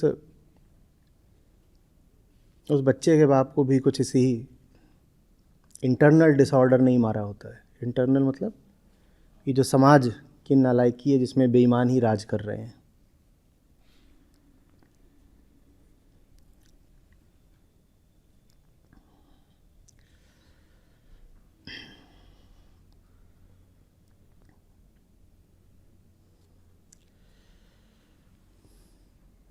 फिर उसके बाद और है उसमें आगे बहुत सारे नंगे नंगे आ गए हैं और वो उनको कमांडो ट्रेनिंग करा रहा है, छोटे छोटे बच्चे